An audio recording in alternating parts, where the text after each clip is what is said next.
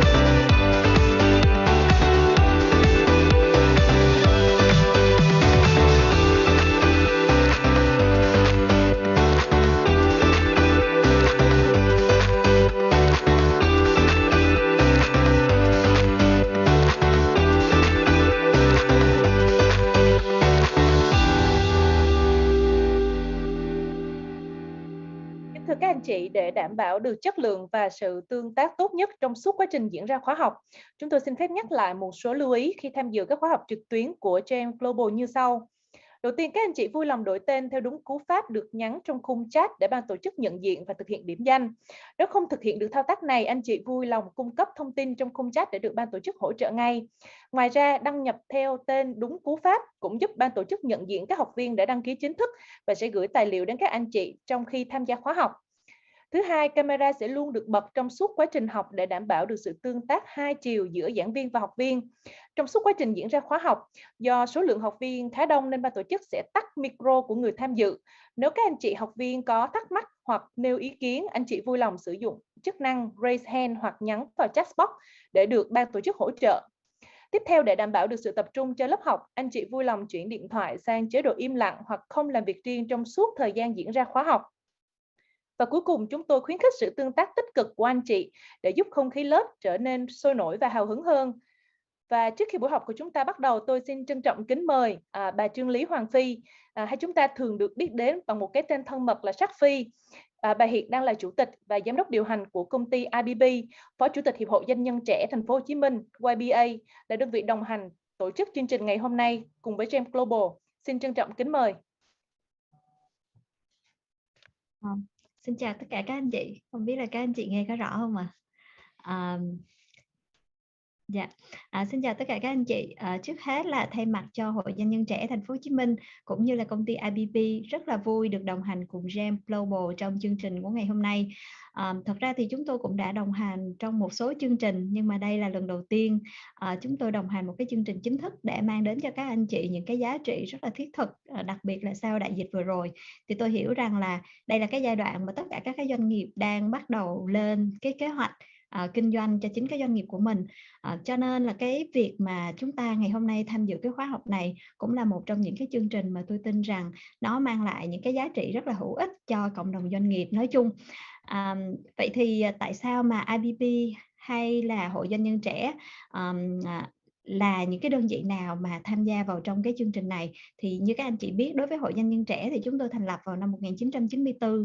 Cho đến nay thì cũng đã có một cái nền tảng gần như là hoạt động rất là mạnh ở tại thị trường Việt Nam. Hiện nay thì trong Hội Doanh nhân trẻ thì chúng tôi có khoảng gần 1.000 hội viên hoạt động trên tất cả các cái lĩnh vực, và những cái doanh nghiệp của Hội Doanh nhân trẻ thì hoạt động đã mang lại nhiều cái giá trị cho cộng đồng. Riêng với IBP thì IBP là một cái tổ chức mà chúng tôi tiên phong trong các cái hoạt động về giúp cho các cái doanh nghiệp có thể gia tăng tốc cái quá trình phát triển của mình thông qua công nghệ và đổi mới sáng tạo. Thì trong suốt cái quá trình mà chúng tôi hoạt động thì tôi là một trong những người mà tiên phong đầu tiên trong cái việc là đầu tư cho các cái doanh nghiệp start-up cũng như là hỗ trợ cho các cái công ty công nghệ ở tại Việt Nam. Do đó thì chúng tôi hiểu được rằng cái giá trị của cái việc là chúng ta ứng dụng công nghệ và chúng ta mang lại cái lợi thế cạnh tranh thông qua công nghệ như thế nào. Và đó là lý do mà IBP ra đời. Thì IBP hiện nay tôi biết là ở trong cái khóa học này thì sẽ có rất nhiều những anh chị cũng đã biết về IBP rồi, nhưng đồng thời thì cũng có một số doanh nghiệp thì chưa biết. Thành ra là tôi xin phép được chia sẻ 3 cái dịch vụ mà hiện nay IBP đang rất là quan tâm, và tôi nghĩ rằng cái điều đó nó cũng giúp cho các cộng đồng doanh nghiệp ở giai đoạn này, đặc biệt là sau Covid, thì chúng ta hiểu những cái giá trị của cái việc là chúng ta ứng dụng công nghệ và tái cấu trúc lại doanh nghiệp. Cái từ tái cấu trúc bây giờ nó không giống như hồi xưa. Bây giờ chúng ta tái định vị chiến lược của chúng ta trong vòng 5 năm hay 10 năm tới, thì cái điều đó có vẻ như là nó chính xác hơn là cái việc đơn thuần chỉ là tái cấu trúc.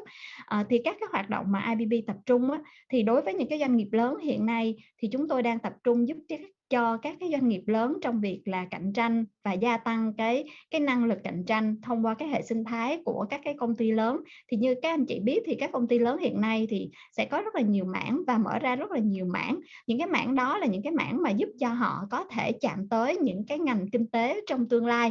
Ví dụ như trước kia thì chúng ta có những cái ngành rất là truyền thống, thì bây giờ thì chúng ta có thêm những cái ngành liên quan đến công nghệ và cái công nghệ phục vụ trong các cái ngành truyền thống của chúng ta. Cho nên cái mảng đầu tiên mà chúng tôi đang làm việc với các cái tập đoàn lớn ở tại Việt Nam đó là việc hình thành các cái trung tâm đổi mới sáng tạo, xây dựng các cái chương trình đầu tư vào các cái công ty công nghệ và tìm kiếm các cái công nghệ mới đưa vào bên trong doanh nghiệp để giúp cho doanh nghiệp có thể gia cố được cái năng lực cạnh tranh và thực hiện các cái chiến lược M&A cho các cái công ty để giúp cho các công ty có thể là cạnh tranh bằng hệ sinh thái của mình tốt hơn và toàn diện hơn.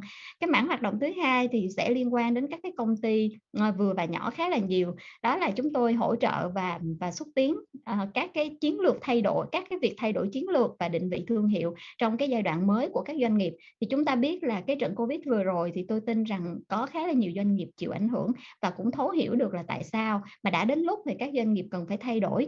Và chính vì cái điều đó cho nên là chúng tôi có tập trung vào một số cái chương trình để hỗ trợ cho những cái doanh nghiệp vừa và nhỏ. Thì trong đó có những cái chương trình mà giúp cho các cái doanh nghiệp tái định vị và xây dựng lại cái chiến lược tăng trưởng trong vòng 5 đến 10 năm tới, và cùng với các cái chuyên gia để có thể đưa vào các cái giải pháp thực thi cho các doanh nghiệp luôn. Một cái mảng hoạt động thứ ba mà chúng tôi trong thời gian vừa rồi cũng làm việc khá tích cực với các công ty, đó là xúc tiến đầu tư và tìm kiếm các cái cơ hội phát triển kinh doanh. Thì thực tế là các cái công ty không phải là chỉ khi nào chúng ta cảm thấy khó khăn thì chúng ta mới cần đến cái nguồn vốn đầu tư bên ngoài. Thì thật ra trong cái bối cảnh hiện nay thì tất cả các cái doanh nghiệp khi mà chúng ta để phục vụ cho cái chiến lược tăng trưởng mới thì tất cả các cái doanh nghiệp đều cần thêm các cái nguồn đầu tư cũng như là những cái đối tác để giúp cho chúng ta có thể gia tăng được cái tốc độ tăng trưởng của chúng ta. Cho nên đó cũng là một cái mảng mà chúng tôi đang đưa vào trong cái quá trình mà hỗ trợ cho các cái doanh nghiệp vừa và nhỏ cùng với lại Hội Doanh nhân trẻ Thành phố Hồ Chí Minh. Thì tôi hy vọng rằng là cái phần chia sẻ ngắn gọn của tôi cũng có thể giúp thêm cho các anh chị, đặc biệt là các anh chị chủ doanh nghiệp hoặc là những cái anh chị quản lý cấp cao, các anh chị đang tìm kiếm một cái định vị, một cái chiến lược tăng trưởng mới. Các anh chị đang muốn digital các cái hoạt động ở trong cái công ty của mình, nhưng mà các anh chị chưa biết là digital nó có thể chúng ta nên bắt đầu từ đâu là tạo ra cái ROI, tạo ra cái giá trị đầu tư cao nhất, cái lợi nhuận từ cái việc đầu tư công nghệ cao nhất. Tại vì nếu như mà không khéo thì tất cả mọi người đều đầu tư rất nhiều, nhưng mà chúng ta lại không gặt hái được bao nhiêu trong cái chiến lược tăng trưởng trong thời gian tới. Đối với các cái doanh nghiệp vừa và nhỏ thì khi nào các anh chị đang cần tìm kiếm được và thị trường của các anh chị sẽ đi về đâu trong vòng 5 đến 10 năm tới, cũng như là tìm kiếm các cái nguồn đầu tư hoặc là các cái nguồn hỗ trợ để giúp cho các anh chị có thể gia tăng cái nội lực và cái sự cạnh tranh trong thời gian tới. Thì các anh chị có thể là tôi đại diện cho IBB cũng như là Hội Doanh nhân trẻ thì rất là vui nếu có thể đồng hành cùng các anh chị. Còn trong cái chương trình ngày hôm nay thì tôi hy vọng là đó sẽ là một cái chương trình tạo ra nhiều cái giá trị hữu ích cho tất cả các cái công ty, và tôi tin rằng là GEM Global cũng như là tiến sĩ Alok, tôi đã tham gia rất là nhiều chương trình của tiến sĩ, thì tôi thấy là cái giá trị của chương trình chắc chắn là sẽ mang lại cho chúng ta nhiều cái kiến thức mới, cũng như là cái kiến thức đó hoàn toàn là những cái kiến thức thực tiễn và có thể áp dụng được. Cho nên là chúc các anh chị có một buổi học thật là bổ ích. Vâng ạ, cảm ơn những lời chia sẻ từ Sắc Phi. Và để tiếp nối chương trình thì chúng tôi xin trân trọng kính mời bà Hồ Thị Minh Hằng, Giám đốc điều hành GEM Global sẽ có đôi lời chia sẻ trước khi chúng ta bắt đầu chương trình. Vâng ạ, xin trân trọng kính mời. Vâng, cảm ơn Phi, cảm ơn Ngọc. Xin chào các anh chị. Tôi chào đón tất cả các anh chị đang tham dự chương trình đào tạo về thúc đẩy hiệu suất đội ngũ. Đây là chương trình đào tạo mà Học viện Quản lý GEM chúng tôi vô cùng mong đợi và quyết tâm tổ chức vào cuối năm nay. Đây là một chủ đề quản trị không mới, nhưng điều đặc biệt của khóa học này là các anh chị sẽ được học về những thông lệ mới nhất mà nội dung đào tạo này thì cũng đã được giảng dạy tại Harvard Business School vào tháng 10 năm 2021. Như vậy, hơn 100 các anh chị có mặt trong khóa học ngày hôm nay sẽ là những người đầu tiên được tiếp cận những kiến thức cập nhật nhất này. Và khóa học này nằm trong chuỗi các chương trình đào tạo mà GEM Global mong muốn triển khai và cập nhật các kiến thức và tư duy mới nhất về lãnh đạo và quản trị đến cho các doanh nghiệp tại Việt Nam. Trong năm 2021 này thì chúng tôi đã triển khai các khóa học cập nhật về chủ đề lãnh đạo, về quản trị nhân tài, và bây giờ là chủ đề về hiệu suất tổ chức. Lý do chúng tôi chọn lựa chủ đề này là bởi vì chúng tôi dự đoán nếu như 2 năm trước đây chúng ta đều quan tâm đến chuyển đổi số, thì 2 năm sắp tới chúng ta sẽ phải trả lời câu hỏi là chúng ta cần phải làm gì để quản trị nhân sự hiệu quả hơn. Đại dịch Covid đã tạo ra những thay đổi vĩnh viễn, khiến chúng ta phải thay đổi tư duy và cách thức quản trị, khi mà các tổ chức buộc lòng phải tăng năng lực cạnh tranh của chính mình bằng cách là tăng cường hiệu suất đội ngũ bằng mọi giá. Bên cạnh đó thì thách thức với vai trò quản trị nhân sự chưa bao giờ nóng hơn trong thời điểm này, khi chúng ta sắp kết thúc năm 2021 và hầu hết các tổ chức đang hình thành các chiến lược, mục tiêu cũng như kế hoạch kinh doanh cho năm 2022. Và hầu hết các tổ chức đều mong muốn phục hồi các cơ hội đã mất. Sự tham gia của lực lượng lao động và hệ thống quản lý hiệu suất tối ưu sẽ chính là chìa khóa để biến điều này thành hiện thực. Đó là lý do tại sao chúng tôi quyết định sẽ phải triển khai bộ giải pháp tăng cường hiệu suất đội ngũ trong tháng 11 và tháng 12 này. Và chương trình đầu tiên chính là buổi học ngày hôm nay, và chương trình thứ hai với chủ đề sắp xếp và chuẩn bị nhân sự cho các mục tiêu kinh doanh năm 2022 sẽ được diễn ra vào ngày 8 và ngày 10 tháng 12 sắp tới. Nhân dịp này tôi cũng xin chia sẻ kết quả khảo sát của GEM Global về các thách thức trong doanh nghiệp tại Việt Nam được thực hiện vào tháng 11 năm nay. Cuộc khảo sát này của chúng tôi đã được trên quy mô và phạm vi là 292 các nhà lãnh đạo doanh nghiệp và lãnh đạo nhân sự đại diện cho hơn 250 các doanh nghiệp lớn nhỏ tại Việt Nam. Các ngành nghề mà tham gia trong cuộc khảo sát này đa dạng, từ ngành ngân hàng, dược phẩm, thực phẩm, bán lẻ, dầu khí, điện tử, cơ khí, công nghệ và hàng tiêu dùng. Và quy mô các doanh nghiệp tham gia trong cuộc khảo sát ngày hôm nay có 29% các doanh nghiệp tham gia là những doanh nghiệp lớn, có quy mô nhân sự lớn hơn trên 500 đến trên 1.000 nhân sự. Và 41% các doanh nghiệp tham gia là nhóm các doanh nghiệp có quy mô vừa và tương đối gọi là lớn, từ 50 đến 500 nhân sự. Và 30% còn lại các doanh nghiệp là các doanh nghiệp nhỏ. Chúng tôi đã đặt ra 3 câu hỏi dành cho các anh chị tham gia buổi khảo sát này.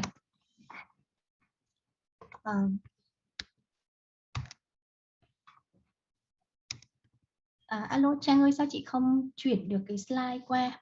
Cái câu hỏi đầu tiên mà chúng tôi đặt ra đó là đâu là 5 vấn đề ưu tiên giải quyết mà các doanh nghiệp cần giải quyết trong năm 2022. Thì chúng tôi nhận được câu trả lời của các anh chị tham gia khảo sát, đó là ưu tiên đầu tiên đó là về quản trị hiệu suất, ưu tiên thứ hai là hoạch định chiến lược, ưu tiên thứ ba là nâng cao năng lực lãnh đạo, ưu tiên thứ tư là quản trị nhân tài, ưu tiên thứ năm là thực thi, và tiếp theo là về văn hóa doanh nghiệp, tiếp theo là nâng cao năng lực đội ngũ kinh doanh, tái cơ cấu nhân sự, truyền thông và xây dựng thương hiệu, và cuối cùng là dịch vụ khách hàng. Các anh chị có thấy ngạc nhiên là chúng ta có thể thấy là cái quản trị hiệu suất thì hiện nay đang được đặt lên hàng đầu, và tương đối là cái điều mà cũng tôi nghĩ là chúng ta cũng khá ngạc nhiên là cái số lượng các anh chị đánh giá quản trị hiệu suất là yếu tố quan trọng lại bỏ khá xa so với hoạch định chiến lược. Thông thường thì chúng ta vẫn nghĩ rằng là đối với một doanh nghiệp thì chiến lược hay là lãnh đạo sẽ là những yếu tố rất quan trọng, nhưng mà ngày nay thì có thể là tư duy của các nhà làm lãnh đạo và quản trị đã thay đổi, và người ta đã cho rằng là quản trị hiệu suất là yếu tố được coi trọng hàng đầu. Câu hỏi thứ hai mà chúng tôi đặt ra cho các anh chị tham gia khảo sát đó là đâu là 3 cái khó khăn lớn nhất mà các nhà lãnh đạo doanh nghiệp đang đối diện. Thì khó khăn đầu tiên chúng tôi nhận được đó chính là quản trị con người, tiếp theo là năng lực lãnh đạo, và thứ ba là chiến lược tổ chức, và tiếp theo là văn hóa doanh nghiệp, và sales marketing thì cũng hơi ngạc nhiên là xếp sau văn hóa doanh nghiệp, và cuối cùng là về tài chính. Thì có lẽ là không biết các anh chị ở đây đang tham dự cái khóa học này thì các anh chị có ngạc nhiên là không biết tại sao mà quản trị con người lại được xếp lên đầu tiên hay không. Thì đối với chúng tôi là một học viện thì đối với chúng tôi thì cũng không ngạc nhiên, và theo như những đánh giá và nghiên cứu thì chúng tôi thấy rằng là năm 2022 trở về sau này thì cái yếu tố mà về quản trị con người vẫn là cái yếu tố hàng đầu được trọng tâm, được xếp vào hàng trọng tâm. Đó là lý do mà khi mà chúng tôi xây dựng các chương trình về CEO, về dành cho các nhà lãnh đạo và doanh nghiệp về như CEO, thì chúng tôi vẫn đưa những cái chương trình về quản trị con người lên rất là nhiều cái nội dung đưa vào các chương trình cho CEO. Và hy vọng là các anh chị nếu như có cơ hội tham gia học các chương trình về CEO của GEM thì các anh chị cũng sẽ được gặp tiến sĩ Alok trong một vài các chuyên đề của nội dung của chương trình. Tiếp theo thì câu hỏi thứ ba được đặt ra cho những người làm lãnh đạo nhân sự, và đâu là 3 khó khăn lớn nhất của những người làm quản lý nhân sự. Thì cái khó khăn đầu tiên đó là về quản trị hiệu suất, khó khăn thứ hai là phát triển năng lực nhân sự, và khó khăn thứ ba là thu hút nhân tài. Thì đây cũng là những cái anh chị có thể thấy rằng là những chủ đề này cũng rất là thường thấy, và chúng ta cũng không ngạc nhiên khi mà đây chính là ba cái điểm khó khăn rất lớn mà hiện nay tất cả những người làm lãnh đạo nhân sự đều đang rất quan tâm.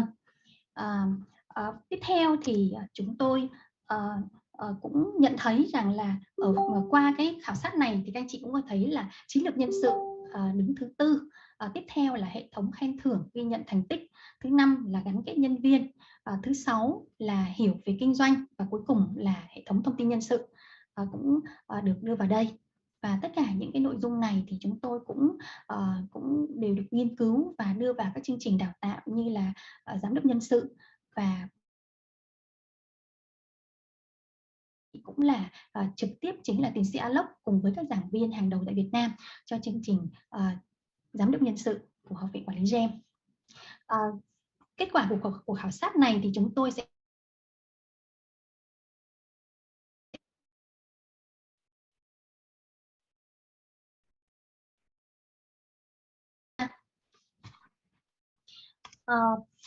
và nhân đây thì tôi cũng xin cảm ơn, chúng tôi muốn gửi lời cảm ơn sâu sắc đến IBP Việt Nam và Hội Doanh nhân trẻ Thành phố Hồ Chí Minh đã đồng hành cùng với GEM Global trong chương trình đào tạo ngày hôm nay.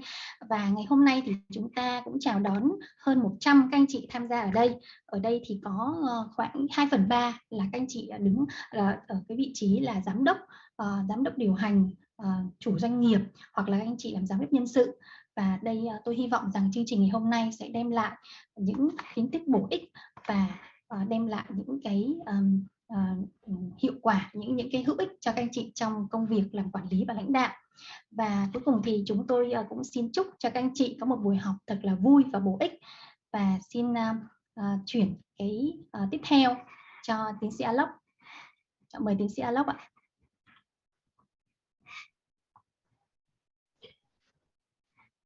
Hello. Xin chào tất cả các anh chị ạ. Hi, xin chào. Good evening to everybody, and thank you Hằng and thank you Phi. Cảm ơn chị Phi cũng như là chị Hằng, và tôi xin gửi lời chào tới tất cả các anh chị tham dự buổi tối ngày hôm nay. And I'm always excited to be amongst people who are always wanting to learn and get better. Tôi luôn rất là vui khi mà có những anh chị ở đây của chúng ta có tinh thần học hỏi, tinh thần tiến bộ tốt hơn mỗi ngày. And particularly when the senior leaders like you all join, it is with the intention of not only becoming better yourself, but making your organization get better. Đặc biệt là khi mà bản thân các anh chị đang là những người lãnh đạo doanh nghiệp, lãnh đạo cấp cao trong doanh nghiệp, thì các anh chị tham dự học không chỉ là để cho bản thân mình trở nên tốt hơn, mà còn để cho doanh nghiệp của mình trở nên tốt hơn, đúng không ạ? So ladies and gentlemen, welcome to this, I would call it a post-COVID era of business landscape. Chào mừng các anh chị đến với cái buổi học ngày hôm nay. Thì trong cái bối cảnh kinh doanh bây giờ thì tôi hay gọi là bối cảnh kinh doanh của một cái kỷ nguyên gọi là hậu Covid, sau Covid. COVID is still with us, but our mind is now thinking of ahead of COVID. Đương nhiên là Covid, dịch bệnh thì nó vẫn còn đâu xung quanh chúng ta, nhưng mà tư duy của chúng ta thì chúng ta sẽ phải tư duy trước, nghĩ trước những cái tình huống đi trước Covid, đúng không ạ? And just about everything is getting changed, and it is very important for all leaders to begin to start thinking a year or 2 years hence. Và bởi vì là bây giờ mọi thứ nó đang thay đổi rất là nhanh, nên là đặc biệt quan trọng đối với những người lãnh đạo là chúng ta sẽ phải tư duy, chúng ta sẽ phải suy nghĩ lên kế hoạch trước 1 đến 2 năm. So I'm going to be today covering a topic which is anyway a very important topic for all of us, but particularly in the forthcoming post-COVID era, it will become a vital, critical success factor. Thì hôm nay tôi sẽ đi vào một cái chủ đề nó rất là quan trọng đối với các doanh nghiệp, và đặc biệt quan trọng hơn nữa trong cái thời kỳ hậu Covid này, đúng không ạ? Nó là một trong những cái nhân tố then chốt để có thể dẫn tới sự thành công của một doanh nghiệp. There are 3 things which are bothering all the leaders today. Với tất cả những người lãnh đạo doanh nghiệp thì có 3 thứ luôn luôn làm họ trăn trở. What should be my business strategy in the next 2 or 3 years? Thứ nhất là trong 2 đến 3 năm tới, chiến lược kinh doanh của công ty tôi sẽ là gì? How and where do I change my organization? Và tôi cần phải thay đổi tổ chức của tôi ở đâu và thay đổi như thế nào? And how can I make my people perform better? Và làm sao để nhân sự của tôi có thể làm việc với hiệu suất cao hơn? So we're going to go to this third point that I just mentioned, and let me quickly get you through some good start. Vậy thì hôm nay chúng ta sẽ đi vào cái ý thứ ba, cái vấn đề thứ ba mà tôi vừa mới chia sẻ với các anh chị, đó là làm sao để hiệu suất nhân sự của chúng ta tốt hơn. So first of all, very quickly my introduction, but most of you have heard of me or I have been introduced already. So just 2-3 minutes of few slides, photos. Bởi vì hầu hết các anh chị ở đây thì cũng có thể là các anh chị đã biết tôi rồi, hoặc là cũng đã nghe tới tôi rồi, nên là tôi sẽ xin phép giới thiệu ngắn gọn về bản thân mình một chút thôi, 2 đến 3 phút thôi. So my major area of work in the world has been in India, Singapore, and Vietnam. Phần lớn các công việc của tôi thì là ở Singapore, Ấn Độ và Việt Nam. Of course, a lot of my work was focused on customer, talent, and as a member of Business Federation, a lot about business strategy. Các cái lĩnh vực chuyên môn của tôi thì liên quan tới việc quản trị khách hàng, rồi quản trị nhân sự nhân tài, xây dựng chiến lược doanh nghiệp, quản trị lãnh đạo, vân vân. I was the executive vice president of Canon for Asia, and I was based in Singapore before I started my new practice of leadership development. Trước khi mà tôi chuyển sang cái lĩnh vực là làm việc liên quan tới huấn luyện lãnh đạo quản trị doanh nghiệp, thì trước đó tôi giữ vị trí là phó chủ tịch cao cấp phụ trách chiến lược của Canon khu vực châu Á, có trụ sở tại Singapore. I am now a certified coach and a certified talent assessor. Và hiện tại thì tôi cũng là một huấn luyện viên đã được cấp chứng nhận, cũng như là một chuyên gia về đánh giá nhân sự nhân tài đã được cấp chứng nhận trên thế giới. My journey, particularly in Vietnam, started about 3 years ago, where I did a lot of workshops, seminars, and a lot of leadership development work. Hành trình của tôi ở Việt Nam thì bắt đầu 3 năm trước, bắt đầu khoảng từ năm 2018, khi mà tôi bắt đầu thực hiện những chương trình hội thảo, rồi là chương trình đào tạo chuyên sâu, huấn luyện cho lãnh đạo doanh nghiệp, vân vân. I was featured in VTV4 Talk Vietnam in 2018 and 19. It's a nice talk for 45 minutes. You can Google it and you can watch it. Và tôi cũng được vinh dự trở thành khách mời chính của hai chương trình Talk Việt Nam, một chương trình năm 2018 về chủ đề lãnh đạo và chương trình năm 2019 về chủ đề quản trị nhân sự. Thì đây là hai chương trình dài khoảng 45 phút, rồi chủ đề nó cũng rất là gần gũi, thì các anh chị nào quan tâm có thể Google và tìm xem. I've written 2 books in Vietnam in 2019. Tôi cũng có phát hành 2 cuốn sách bằng tiếng Việt vào năm 2019.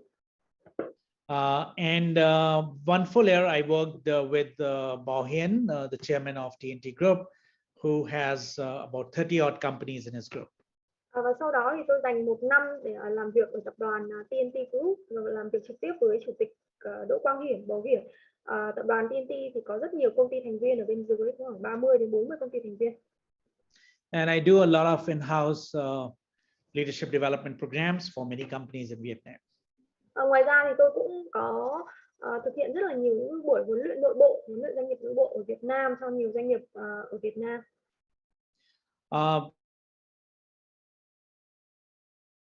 To me, most of you are either in the domain of HR or you are CEO and founder yourself. Về các anh chị tham gia chương trình ngày hôm nay thì tôi cũng có được biết qua thông tin của các anh chị. Hầu hết là các anh chị cũng hoặc là làm việc ở trong lĩnh vực nhân sự, quản trị nhân sự nhân tài, hoặc là các anh chị đang là lãnh đạo doanh nghiệp. Okay, so now the big topic, let's focus a while onto this big leadership topic, which is on business performance. Thì đó là phần giới thiệu ngắn gọn của tôi. Bây giờ thì mình sẽ đi vào cái chủ đề hôm nay. Tuy nhiên trước đó thì tôi muốn cho các anh chị một cái bức tranh tổng thể về hiệu suất chung của doanh nghiệp. Whenever we think of business performance, we always look at 2 areas. One is people performance and one is our organizational practices. Khi mà nói tới câu chuyện về hiệu suất của doanh nghiệp ấy, thì chúng ta sẽ có 2 cái khía cạnh. Thứ nhất là hiệu suất của nhân viên, nhân sự trong tổ chức đó, trong doanh nghiệp đó. Và thứ hai là những cái thông lệ, những cái thực hành, những thông lệ mà tổ chức đó áp dụng ở trong doanh nghiệp. And always remember, whenever you are looking at business performance, it must qualify to be sustainable and predictable. Và các chị phải lưu ý một điều rằng là khi mà chúng ta nói tới hiệu suất doanh nghiệp ấy, thì nó phải thỏa mãn 2 tiêu chí. Thứ nhất là cái hiệu suất đấy nó phải bền vững, và cái thứ hai là nó phải có cái tính gọi là có thể tiên đoán được, tức là chúng ta có thể dự đoán được. Otherwise, our business performance will become very fragile and very vulnerable. Còn nếu không thì cái hiệu suất doanh nghiệp của chúng ta lúc thì nó trồi, lúc thì nó sụt, nó không có ổn định, nó sẽ linh hoạt, nó sẽ thay đổi nhanh chóng thì không có được. So keep that kind of a big picture in your mind, but come and focus on people performance today.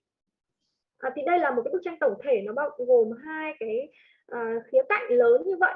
Tuy nhiên ngày hôm nay chúng ta sẽ tập trung vào cái khía cạnh bên trái, đó chính là hiệu suất nhân viên hay là hiệu suất nhân sự. And we always say when it comes to people performance, 2 things matter. Và khi mà nói tới câu chuyện hiệu suất làm việc của nhân sự ấy, thì có 2 cái vấn đề quan trọng.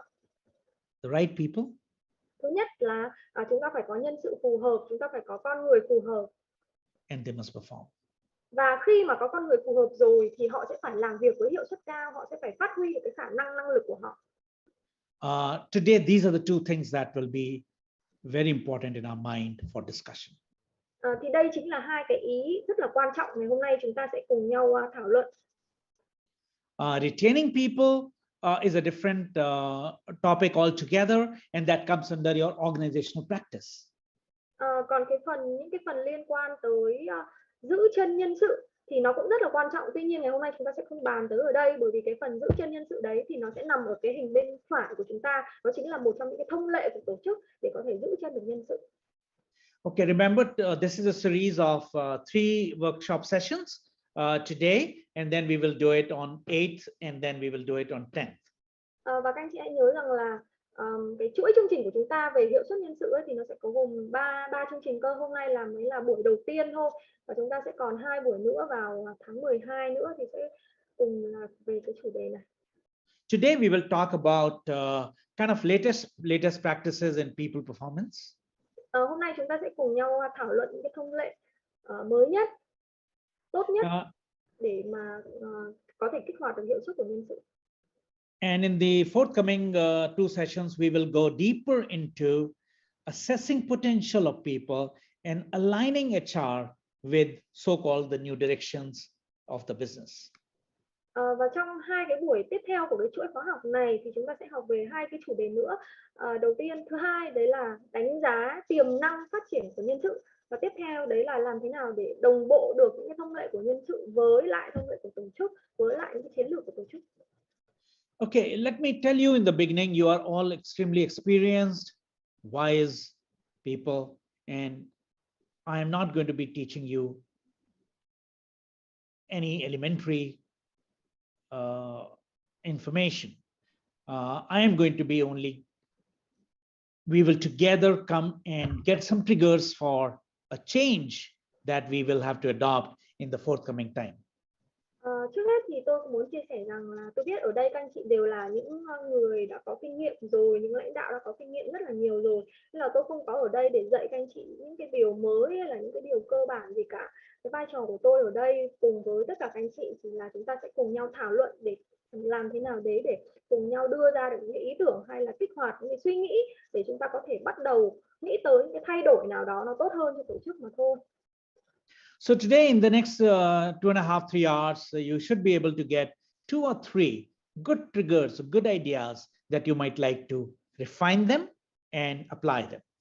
Vậy nên là cái cuối buổi hôm nay, sau khoảng 2 đến 3 tiếng cùng nhau học thì chúng ta sẽ có thể có được 2 đến 3 cái ý tưởng hoặc là những cái suy nghĩ nào đó nó nảy ra trong đầu thôi, chúng ta có thể bắt đầu nghĩ tới việc áp dụng nó vào trong doanh nghiệp của chúng ta.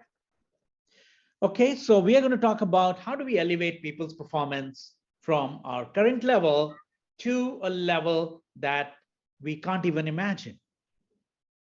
Vậy thì hôm nay tôi nhắc lại cái chủ đề đấy là làm thế nào để chúng ta nâng cao, kích hoạt, nâng cao được hiệu suất của nhân sự từ cái mức độ hiện tại nó đang như thế nào và tới cái mức độ chúng ta mong muốn như thế nào.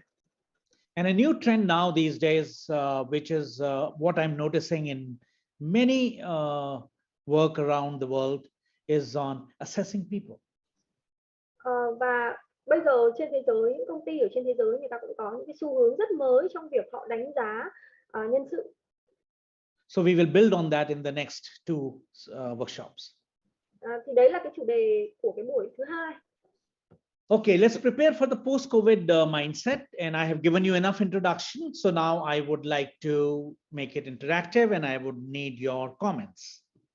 Rồi ạ, từ nãy giờ thì tôi cũng nói nhiều rồi, bây giờ tôi muốn các anh chị cùng tương tác với tôi một chút về cái phần gọi là tư duy chuẩn bị cho giai đoạn hậu Covid.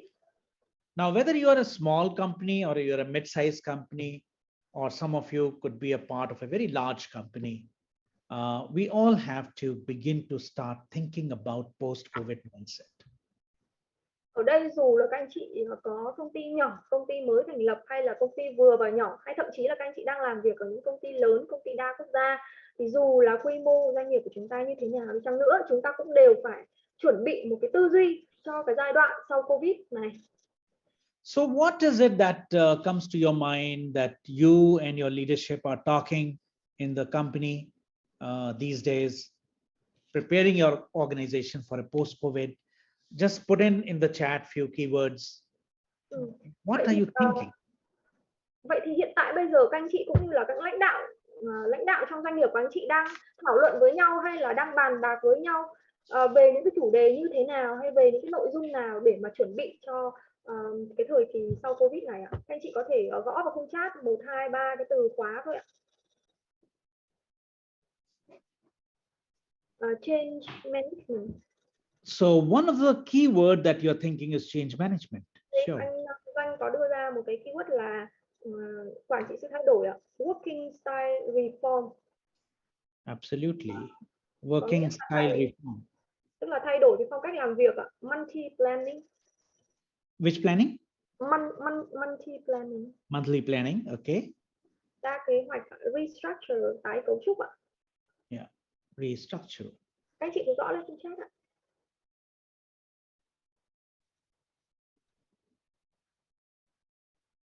Go ahead, few more. Một vài ý kiến nữa đi ạ, các anh chị gõ vào trong chat nhé. Remote working.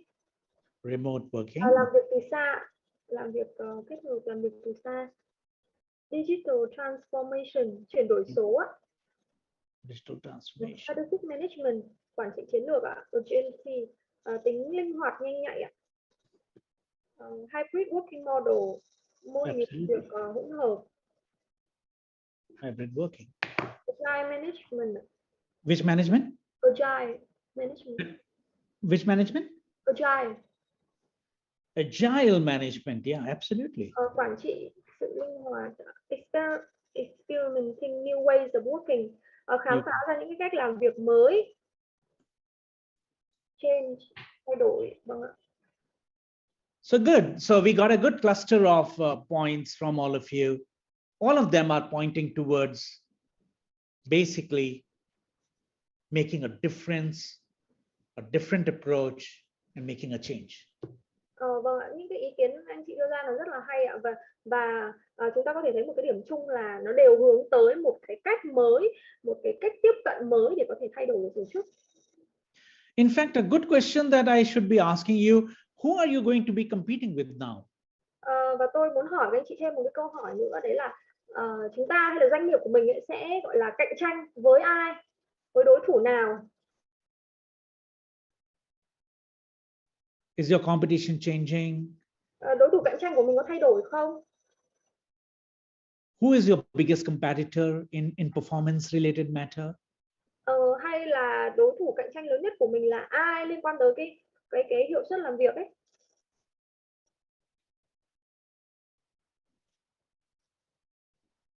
Okay, this was a puzzle.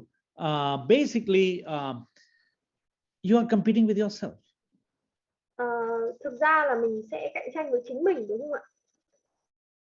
And you're competing with yourself because in the post-COVID era, those organizations which have shifted from the old habits into adopting new habits are most likely, not guaranteed, but most likely be more successful than companies that will stick to the old rules. Và thực tế thì cho thấy rằng là những cái doanh nghiệp ấy mà họ chuyển mình từ những cái thói quen cũ của họ, từ những thông lệ cũ của họ sang áp dụng những cái thói quen mới hay là những cái thông lệ mới thì họ sẽ có khả năng thành công nhiều hơn, có khả năng nhiều hơn thôi chứ không phải là đảm bảo chắc chắn. So I can extend this argument a little bit, and many times to the leaders I often talk saying, for some time, don't think about your market competitor. You are your competitor. Think about old you and think about new you. Tức là ở đây chúng ta có thể tranh biện thêm một chút nữa, đấy là gì ạ? Khi mà nói đến đối thủ cạnh tranh thì thường chúng ta nghĩ tới là đối thủ cạnh tranh trên thị trường, đúng không ạ? Nhưng mà bây giờ chúng ta tạm thời quên cái đối thủ cạnh tranh trên thị trường là chính mình, là mình của ngày hôm qua. And there are many agenda or many points in the agenda that you can put on the plate in front of you. Và rõ ràng là nếu mà so sánh với đối thủ cạnh tranh đó, so sánh với doanh nghiệp của chúng ta của ngày hôm qua đấy, thì có rất là nhiều thứ mà chúng ta có thể đưa lên bàn để chúng ta có thể thảo luận và chúng ta có thể thay đổi. But we can't change everywhere immediately, so we got to prioritize.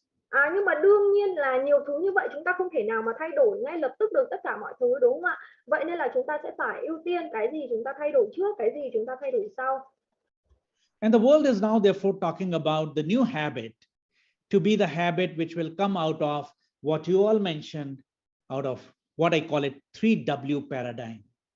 Vậy nên là bây giờ cái xu hướng mới của các doanh nghiệp trên thế giới thì người ta cũng bắt đầu gọi là thay đổi theo những cái điều mà anh chị vừa nói đấy ạ. Tôi thì tôi gọi là cái mô hình 3W, 3 chữ cái W. The work, the workforce, and the workplace. Thay đổi theo ba cái chiều hướng. Thứ nhất là cái công việc nó thay đổi, thứ hai là lực lượng lao động thay đổi, và cái nơi làm việc cũng sẽ thay đổi. And I'm starting with this because this will have to become as a part of our change agenda if we are looking at people performance. Tại sao tôi lại bắt đầu bởi cái mô hình này? Bởi vì là nếu mà chúng ta muốn thay đổi bất cứ cái điều gì, nếu chúng ta muốn cho hiệu suất nhân sự, hiệu suất làm việc của nhân sự của chúng ta tốt hơn, thì chúng ta đều phải nghĩ tới ba yếu tố này, bởi vì ba yếu tố này nó đều thay đổi. Because in this case, we can't have the old wine in the old bottle. We will need to have a new wine in a new bottle. Bây giờ mình không thể nào mà dùng cái chai rượu cũ được, dùng cái chai rượu cũ hay là dùng cái nước rượu cũ của mình được. Bây giờ mình sẽ phải là gì ạ? Sản xuất ra những cái chai rượu mới và có những cái loại rượu mới. Tôi đang nói ẩn dụ. So look at this interesting framework that I was shared when I was attending one of the Harvard program, which I liked it, so I wanted to share with you. Go ahead, Thao. Cái này tôi có học được từ một trong những cái khóa học, chương trình học của Đại học Harvard, thì tôi cũng thấy nó rất là thú vị nên tôi muốn chia sẻ lại với các anh chị. Look at, since your agenda in the next midterm is about bringing a change and preparing yourself for a post-COVID so-called business world, we got to look at it into two axes. Tức là khi mà chúng ta muốn thay đổi bất cứ cái điều gì trong tổ chức của mình ấy, cho cái thời kỳ ví dụ như là gọi là 2 đến 3 năm nữa đi, sau khi mà Covid gọi là kết thúc đi, thì khi mà chúng ta muốn thay đổi bất cứ cái điều gì ấy, chúng ta sẽ nhìn nó theo hai cái chiều hướng. So we look at what you do, in other words, what are your organizational practices, and we look at how well you do, how well you know those practices. Cái trục đầu tiên, cái chiều hướng đầu tiên là những cái thông lệ mà tổ chức của chúng ta đang áp dụng, những cái điều mà tổ chức của chúng ta đang làm, những điều doanh nghiệp của chúng ta đang làm, và một cái trục thứ hai là cái mức độ tốt đến đâu mà doanh nghiệp của chúng ta đang áp dụng những cái thông lệ đấy. And let me tell you, and I know for sure every organization, large organizations like Canon, Google, Facebook, Amazon, your organization in India, US, Vietnam, China, Japan, everywhere, all organizations are doing few right things, but many wrong things. Và tôi chia sẻ với các anh chị này, dù là doanh nghiệp nào đi chăng nữa, doanh nghiệp lớn hay là doanh nghiệp nhỏ, kể cả những doanh nghiệp lớn trên thế giới như là Canon rồi là Google, rồi những cái doanh nghiệp lớn trên thế giới, thì chúng ta đều có những cái công việc hay đều có những thông lệ mà chúng ta đang làm đúng, nhưng cũng có những cái phần chúng ta đang làm sai. And on the other axis, even small organization would have good knowledge on some things that they do, but many things that are not doing very well. Và ở bên cái trục đứng này thì cũng tương tự như vậy, nó là cái mức độ tốt của những thông lệ mà tổ chức đang thực hiện. Sẽ có những cái thông lệ hay có những công việc mà tổ chức đấy làm rất là tốt, làm ở mức độ cực kỳ tốt, nhưng cũng có những công việc mà tổ chức đấy làm ở mức độ bình thường, thậm chí là không tốt. And you can pick up any important critical area of your focus, from customer area to talent area to product management to production to digital transformation. Any practice that you take, it will fall into 4 quadrants. Ở đây chúng ta có thể đặt bất cứ cái công việc nào mà tổ chức của chúng ta, mà công ty của chúng ta đang làm ở đây, dù có thể là công việc liên quan tới khách hàng hay là sản xuất hay là bán hàng hay là chuyển đổi số, vân vân. Bất kỳ một công việc nào chúng ta đặt và chúng ta chia theo hai cái trục này thì nó sẽ có thể được phân chia thành 4 góc. Please analyze this, and particularly now with the HR leadership in the post-COVID era, will have to take this responsibility of organizational performance, really speaking. examine your practices into these 4 quadrants. Các anh chị hãy nhìn lại những cái thông lệ mà công ty của mình đang tổ chức mà đang áp dụng, và chúng ta thử gọi là thẩm định xem là những cái thông lệ đấy nó đang ở đâu khi mà chúng ta chia theo 2 cái trục này. And you may find that you will probably have the quadrant 2 quite large. Và chúng ta có thể gặp một cái tình trạng là gì ạ? Cái góc số 4 của chúng ta nó đang khá là lớn. Góc số 4 là gì ạ? Những cái công việc chúng ta đang làm nó bị sai, thậm chí là còn làm không tốt. Because it's some old practice that we are following, and we have done it so many times that now we're doing it very well, but it's not a good practice. It's an old practice. Tức là ví dụ như chúng ta có những thông lệ hay những cái quy trình là gì ạ? Chúng ta làm quá là nhiều lần rồi, thậm chí là chúng ta có thể làm tốt nhưng mà nó là những cái thông lệ rất là cũ kỹ rồi. Chúng ta làm nhiều lần thì nó tốt thôi, nhưng mà đấy là những cái thông lệ cũ, thông lệ sai, và chúng ta không nên áp dụng nó nữa. Thì đấy là nó nằm ở ô số 4. And which quadrant do you think we should be looking at more? Và theo các anh chị thì góc nào chúng ta nên mở rộng nhiều hơn ạ? Góc số mấy thì chúng ta nên mở rộng nhiều hơn? The first one. Which quadrant would you like to look at for your organization more and try to expand? Góc nào ạ? Chúng ta cần phải mở rộng góc nào nhiều hơn ạ? The first one. The first one. So if you, but the first one you can't. Nhưng mà góc số 1 không thể mở rộng ngay lập tức được. The only way organizations can go to quadrant 1 is by taking those practices to quadrant 3 first. Even if you don't do it well, do the right thing. Chúng ta không thể nào mà đưa tất cả những thông lệ, quy trình tổ chức mà chúng ta đang áp dụng vào ngay ô số 1 được, đúng không ạ? Cái cách duy nhất là chúng ta sẽ cho nó đi qua ô số 3. Tức là gì? Kể cả như là chúng ta làm chưa tốt, nhưng mà ít nhất là phải đảm bảo rằng là những cái chúng ta đang làm nó phải đúng đã. Tức là đang ở số 3, ô số 3 đã. And then wanted to bring this interesting perspective in front of you, because I want you to think and reflect. Where is your people performance falling? Ở đây tôi muốn các anh chị cùng nhìn vào cái này, suy nghĩ, và chúng ta cùng tư duy phản chiếu lại một chút xem là hiện tại bây giờ những cái thông lệ về hiệu suất nhân sự của chúng ta nó đang nằm ở ô số mấy.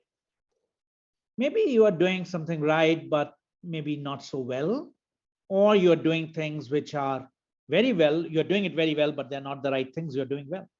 Có thể có những thứ là chúng ta đang làm đúng rồi đấy, chúng ta cần phải làm như vậy đấy, nhưng mà chúng ta làm chưa tốt chẳng hạn, thì là ô số 3, đúng không? Nhưng mà có những thứ có thể chúng ta làm rất là tốt, nhưng đấy lại là những thứ sai, tức là những thứ không nên làm thì chúng ta lại làm rất là tốt, tức là đang ở ô số 2. Okay, so with that introduction, I want you to begin to start focusing on quadrant 3. Vậy thì tôi muốn các chị bắt đầu tập trung vào ô số 3 trước. I want you to bring many things one by one into quadrant 3, the right thing for future, and then begin to improve in knowing about that practice. Tôi muốn các anh chị mang từng cái thông lệ, từng cái công việc mà tổ chức của mình áp dụng vào ô số 3 trước. Tức là gì? Chúng ta phải đảm bảo rằng những thứ chúng ta đang làm nó phải đúng trước, rồi từ từ chúng ta sẽ nâng cái mức độ chúng ta làm tốt nó lên ô số 1 sau. So I now want to ask you this question, and now I hope you are all warmed up so we can get deeper into this topic. Rồi thì cái phần vừa rồi nó coi như là cái phần nào khởi động của chúng ta, đúng không ạ? Để các anh chị tư duy một chút. Bây giờ tôi muốn các anh chị tư duy sâu hơn một chút nữa bằng cách trả lời cho tôi cái câu hỏi này. Since it's a big group, I cannot create a breakout session for discussion. So I want you to use chat. And if you have to speak, maybe you can raise your hand. It's okay. But right now, I want you to think about crucial elements in elevating people performance. Bởi vì là hôm nay chúng ta có khá là nhiều người tham gia, nên là tôi không thể nào chia các anh chị vào các phòng breakout để mình có thể thảo luận được. Tuy nhiên các anh chị có thể gửi câu trả lời qua khung chat, hoặc nếu mà các anh chị nào muốn nói thì có thể giơ tay và nói. Câu hỏi của tôi là, theo các anh chị, để mà nâng cao được hiệu suất làm việc của nhân viên, của nhân sự của mình ấy, thì cái yếu tố quan trọng là gì? Những yếu tố quan trọng là gì? And I will kind of use my own whiteboard when you send your quick keywords through chat. Time management, quản lý thời gian ạ. Work environment and KPI. Clear goals, clear guidelines, mục tiêu rõ ràng, hướng dẫn rõ ràng, priority management, quản trị mục tiêu, effective delegation, trao quyền, giao việc hiệu quả, năng lực của nhân viên và thái độ làm việc, people capabilities and people's attitude, KPIs, cơ chế thúc đẩy, hệ thống đo lường. Okay, just stop for a minute. Let me make a note on the whiteboard. Otherwise, các anh chị chờ một xíu để thầy ghi nốt trên bảng nữa, không lại quên. okay, how we can see it. So can you tell me a few words now? You said KPI. KPIs, employee motivation and competencies, the right strategy for the company, managers' capabilities, engagement, motivation, feedback, recognition, show progress, define performance standards, empowering, assign right people to the right job, organization structure, effective communication between employers and employees, clear goals, clear guidelines for employees.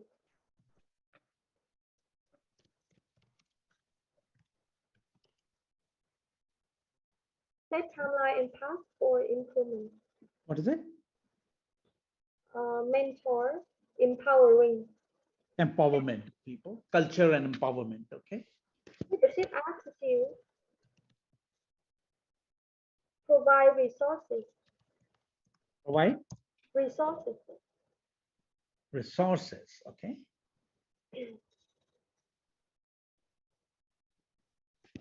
Continuous feedback. Feedback. Okay. Transparent communication and information sharing. New technologies and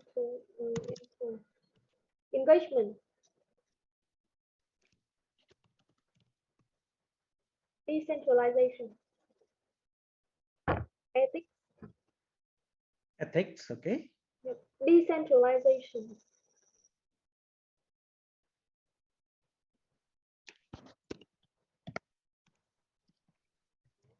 Okay. Delegation. What is it? Delegation. Yeah. Decentralization. Delegation. Time management. Work environment.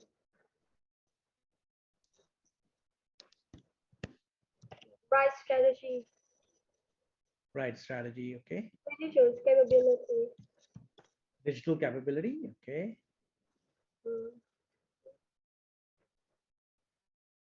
Right people to right job.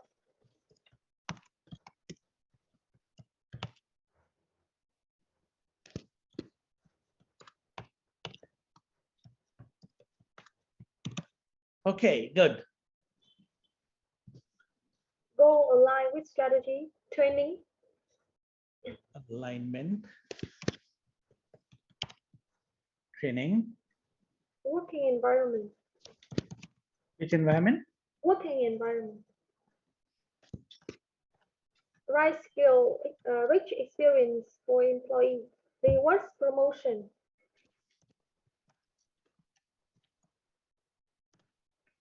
What promotion? Rewards. Reward and R&R. Reward and recognition.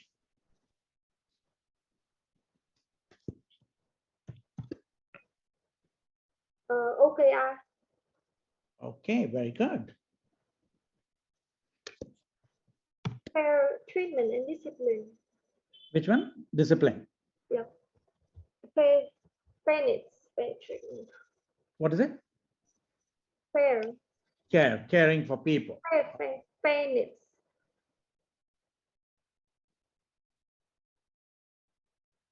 Okay. Okay. All right. You see, very interestingly, although we didn't talk so much about this, but very interestingly, I'm noticing that you're talking about people abilities here. Ở đây chúng ta có một số ý liên quan tới năng lực của nhân sự. Ví dụ như là có người phù hợp này, đào tạo này, kỹ năng đúng này, kỹ năng phù hợp này. Although not many of you felt so, but this is the second area, which is about the suitability, the job suitability, the role suitability. That means the right people for the right job. Tiếp nữa là người phù hợp, đúng không ạ? Đúng người đúng việc đấy ạ, sự phù hợp. And basically we are saying there are two elements to it. One we call it ability and one we call it as personality. Và thực ra là để mà đúng người đúng việc được thì ở đây đúng người ấy, sự phù hợp ấy thì nó có hai yếu tố. Thứ nhất là phù hợp về mặt năng lực và thứ hai là phù hợp về mặt tính cách. Have you heard of that? That we got to have both ability and the right personality. Tức là khi mà chúng ta nói tới câu chuyện là đúng người ấy, người phù hợp ấy, thì có nghĩa là người đấy phải có năng lực phù hợp và phải có cái tính cách phù hợp nữa, chứ không chỉ là năng lực hay là kỹ năng ha. Actually, I'm reminded of a very famous saying in HR. We always call it that. We always say that people join because of their abilities, but people leave because of their personalities. Tôi tự nhiên tôi nhớ đến một cái câu khá là hay trong lĩnh vực nhân sự. Người ta nói rằng gì ạ?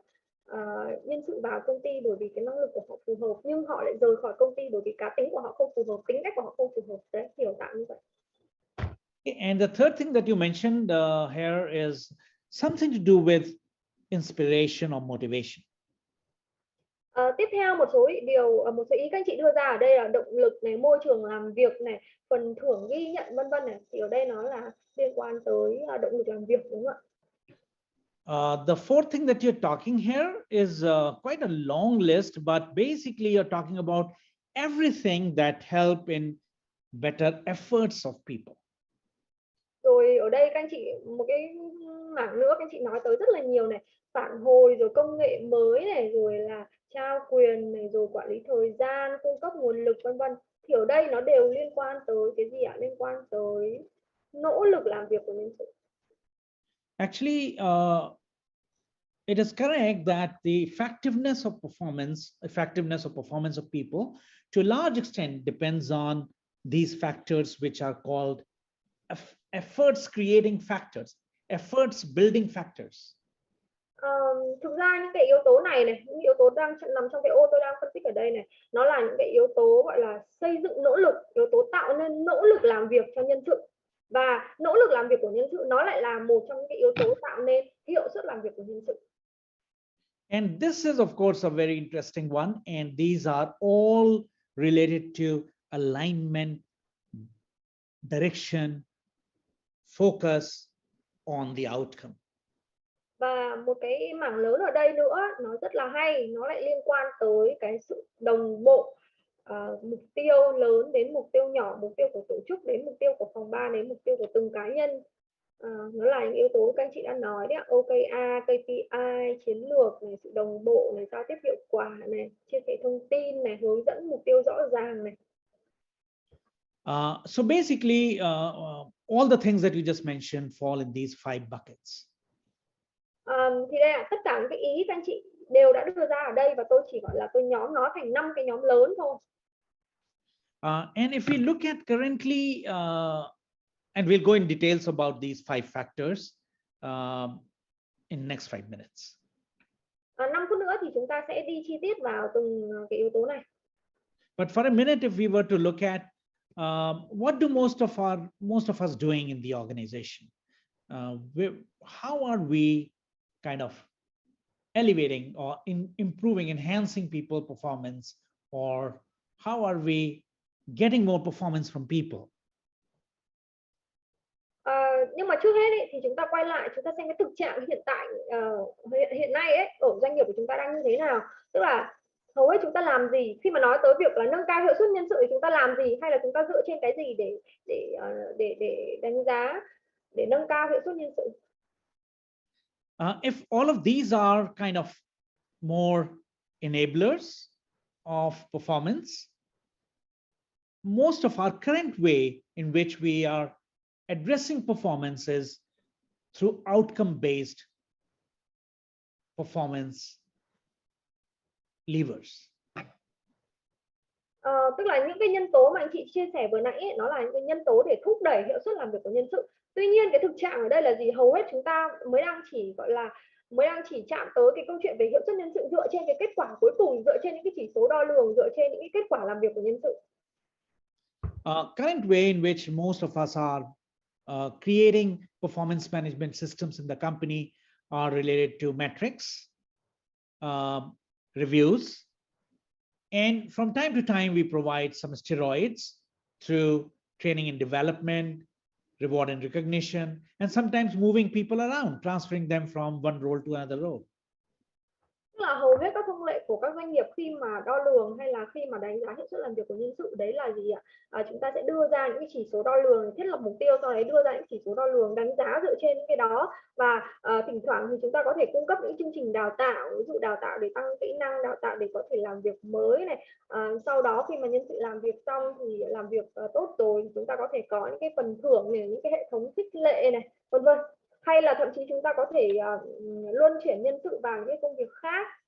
Đấy là cách mà thường các tổ chức đang làm. So there is no doubt that most of the programs that I used to also do were all focused on this cluster of things, which are related to basically metrics around goals, reviews, corrections that we do some R&R, do some L&D, and our performance is all done. Và hiện nay kể cả các chương trình đào tạo cũng thường như thế, tức là nội dung thì sẽ tập trung vào những cái chủ đề như là KPI, OKR, rồi là rà soát, kiểm tra, giám sát kết quả làm việc của nhân sự như thế nào, thiết lập mục tiêu như thế nào, hay là xây dựng những cái chương trình L&D, đào tạo phát triển như thế nào, rồi là xây dựng cái hệ thống ghi nhận và khuyến khích nhân viên như thế nào. Đấy là hầu hết chúng ta đang tập trung vào cái mảng này. But today I want to focus more on the enablers of performance, and I just want to change a paradigm a little bit from outcome-based performance levers to enabler-based performance levers. Nhưng mà ngày hôm nay thì tôi muốn các anh chị tư duy sâu hơn một chút nữa, tức là mình tạm bỏ lại những cái phần liên quan tới kết quả, những phần liên quan tới chỉ số đo lường, những cái gì mà chúng ta đang làm chúng ta tạm thời bỏ lại đấy, chúng ta cùng tư duy sâu hơn về cái gốc của nó, tức là những cái nhân tố để thúc đẩy, kích hoạt hiệu suất làm việc của nhân sự nhiều hơn. So let me now basically cluster those points together and argue that if we really want to elevate people performance, don't get confused, we are not talking about organizational performance right now. We're talking about people performance. If we want to elevate people performance, these are the 5 cluster of enablers that we will learn to start making effective. Đó, vậy thì tôi nhắc lại là nếu mà chúng ta tạm thời bỏ qua những cái yếu tố ngọn ở bên trên như vừa nãy, như là những cái thứ là kết quả này, chỉ số đo lường, vân vân, rà soát, giám sát, những cái đấy chúng ta tạm thời bỏ qua, và ở đây chúng ta đang tập trung vào hiệu suất làm việc của nhân sự, của cá nhân nhân sự thì chúng ta không nói về câu chuyện hiệu suất làm việc chung của cả doanh nghiệp nhá. Vậy thì khi mà nói tới hiệu suất làm việc của cá nhân, một người nhân sự, một người nhân viên, thì nó sẽ có 5 cái đòn bẩy, 5 cái nhân tố thúc đẩy mà nếu mà chúng ta có thể tận dụng hay chúng ta nhấn được 5 cái nút này thì chúng ta có thể giúp cho nhân viên tăng hiệu suất làm việc. We will notice, and I want you to now share any observation that you have, but you will notice that if any one of these 5 things are missing in anyone in our organization, that performance drops drastically. Và chúng ta có thể dễ dàng nhận thấy một điều rằng là nếu mà bất cứ một cá nhân nào ở trong tổ chức, bất cứ một nhân sự nào ở trong tổ chức mà bị thiếu đi 5 cái đòn bẩy này, thiếu đi 5 cái yếu tố này, thì rõ ràng là cái chất lượng công việc của họ, cái hiệu suất làm việc của họ sẽ giảm đi rất là nhiều. I have seen organizations where they have very capable people, ability is good, alignment is good, personality of people is fitting into the organization, but motivation is missing. Rất là nhiều công ty là sao ạ? Có những nhân sự, nhân viên rất là giỏi, họ có năng lực rất là tốt, tính cách thì cũng phù hợp với tổ chức đấy, nhưng mà những người đó họ không có động lực làm việc. I've seen organizations where motivation is very high, efforts that people are making, an organization is making is very high, but ability of people is mediocre and there is a misfit with the role. Hay là sao ạ? Hay hay là có những công ty thì sao, nhân sự của họ là rất là có rất nhiều động lực làm việc, nhân viên cũng nỗ lực làm việc rất là nhiều, nhưng mà không có năng lực, tức là năng lực chỉ ở mức trung bình thôi, chỉ làm những việc trung bình thôi, và cái năng lực đấy của họ nó cũng không có phù hợp với cái công việc mà họ đảm nhận. And in fact, think about organizations within Vietnam. You may notice many organizations where one of these five or two of these five aren't really working well, and therefore we have the performance which is a little bit limited. Thì chúng ta nhìn vào doanh nghiệp nào cũng thế thôi, khi mà chúng ta phản chiếu lại 5 cái yếu tố này thì chúng ta sẽ thấy rằng là nó sẽ bị thiếu 1 đến 2 yếu tố, thậm chí là 3 yếu tố. Và đương nhiên có những yếu tố chúng ta có thể làm rất là tốt, đúng không ạ, nhưng mà sẽ có những yếu tố nó bị thiếu, và bởi vì cái sự thiếu vắng đó nên là nó sẽ làm cho hiệu suất làm việc của nhân viên nó sẽ giảm đi rất nhiều. And without naming an organization, I can tell you staff in companies across, even within Vietnam, tell me about that everything is okay, but direction is missing, or direction is very confusing. Rất là nhiều doanh nghiệp ở Việt Nam ở đây thì chẳng cần phải nói rõ tên là doanh nghiệp ở đâu, nhưng mà rất là nhiều doanh nghiệp ở trong tình trạng là gì ạ? Nhân viên thì cũng có năng lực đấy, cũng tính cách thì cũng phù hợp, với động lực thì cũng nhiều, nỗ lực thì cũng có, nhưng mà chẳng biết là công ty này có cái định hướng gì, chẳng biết là công ty này có mục tiêu gì. So I want you for a minute challenge this old habit of only looking at performance through KPI or outcome, and look at a possibility of a new habit of looking at people performance through the prism of these 5 important points. Vậy thì bây giờ tôi muốn các anh chị gọi là gì ạ? Thách thức lại cái phương pháp mà mình đang làm ấy, thách thức lại chính những cái thói quen mà mình đang làm, tức là gì? Trước đây cứ khi mà đánh giá hiệu suất làm việc, chất lượng làm việc của nhân viên thì chúng ta đánh giá theo kiểu là KPI có làm tốt hay không, mục tiêu này có đạt được hay không, rồi là chúng ta rà soát, chúng ta giám sát họ xem có làm tốt chất lượng công việc hay không. Thì bây giờ tôi thách thức các anh chị là mình hãy tạm thời bỏ lại cái phương pháp đấy và chúng ta nhìn sâu hơn một chút, để chúng ta đi vào 5 cái đòn bẩy chính này, để sử dụng 5 cái đòn bẩy này. Liệu chúng ta có thể sử dụng 5 cái đòn bẩy này để có thể nâng cao hiệu suất làm việc của nhân viên hay không, thay vì là chỉ tập trung vào kết quả họ làm được, thay vì chỉ tập trung vào những KPI chúng ta giao cho họ. So maybe in your organization the direction is, and we'll talk more about how you are setting clear direction. Maybe direction is perfect, but maybe efforts are weak, motivation is low, or maybe personality and ability of people is a misfit. Thì có thể khi mà mình đối chiếu lại 5 yếu tố này vào tổ chức của mình thì mình có thể thấy là gì? Công ty của mình cũng có một định hướng rất là rõ ràng, có mục tiêu rất rõ ràng, nhưng mà nhân viên lại không nỗ lực, hay là nhân viên họ lại không có động lực, hay là cái tính cách của họ lại không có phù hợp với văn hóa tổ chức, hoặc là năng lực của họ không có. And therefore, I would argue that a performance is actually these 5 factors multiplying each other, and that's how you can create an ideal performance equation in your organization. Vậy thì nếu mà chúng ta nhìn ở một cái góc độ mới là gì? Hiệu suất làm việc của nhân viên thì nó sẽ bằng tích của 5 yếu tố này, định hướng này, nỗ lực, động lực, tính cách và năng lực của nhân viên. Vậy thì nếu mà chúng ta chỉ cần tăng gọi là làm tốt 1 đến 5 cái yếu tố này thôi, hay là thậm chí nhiều hơn, thì nó sẽ giúp nâng cao cái hiệu suất làm việc của nhân sự. And just one more minute, one question, and then I will one more point, and after that I will open it for question. Vâng ạ, để tôi chia sẻ nốt một ý nữa, sau đó thì tôi sẽ để các anh chị hỏi câu hỏi. The question is, how do we now create a peak performance in the company? Bây giờ câu hỏi là gì ạ? Làm thế nào để chúng ta có thể tạo được cái hiệu suất, gọi là hiệu suất đỉnh cao đấy, hiệu suất tốt nhất của nhân viên? And obviously now you can figure out in this metaphor, you got to turn this wheel, and this wheel is turned by both employee as well as the organization. Và các anh chị hình dung 5 cái yếu tố này nó như là 5 cái đũa của một cái bánh xe vậy. Vậy thì chúng ta phải liên tục xoay cái bánh xe này, đúng không ạ? Và người xoay cái bánh xe này phải là ai ạ? Không chỉ là một người mà sẽ phải là 2 chiều ạ, là cả nhân viên và là cả tổ chức nữa, là cả cái công ty đó nữa. So we have 2 kinds of continuum here. In one end, we have organizations who say, you perform, show us your performance, and then only you kind of will consider you as a performing employee. The other end of the continuum says that it is our owners' organizational responsibility, organizational owners, so to say, to ensure that there is environment created for performance. But most organizations are in between.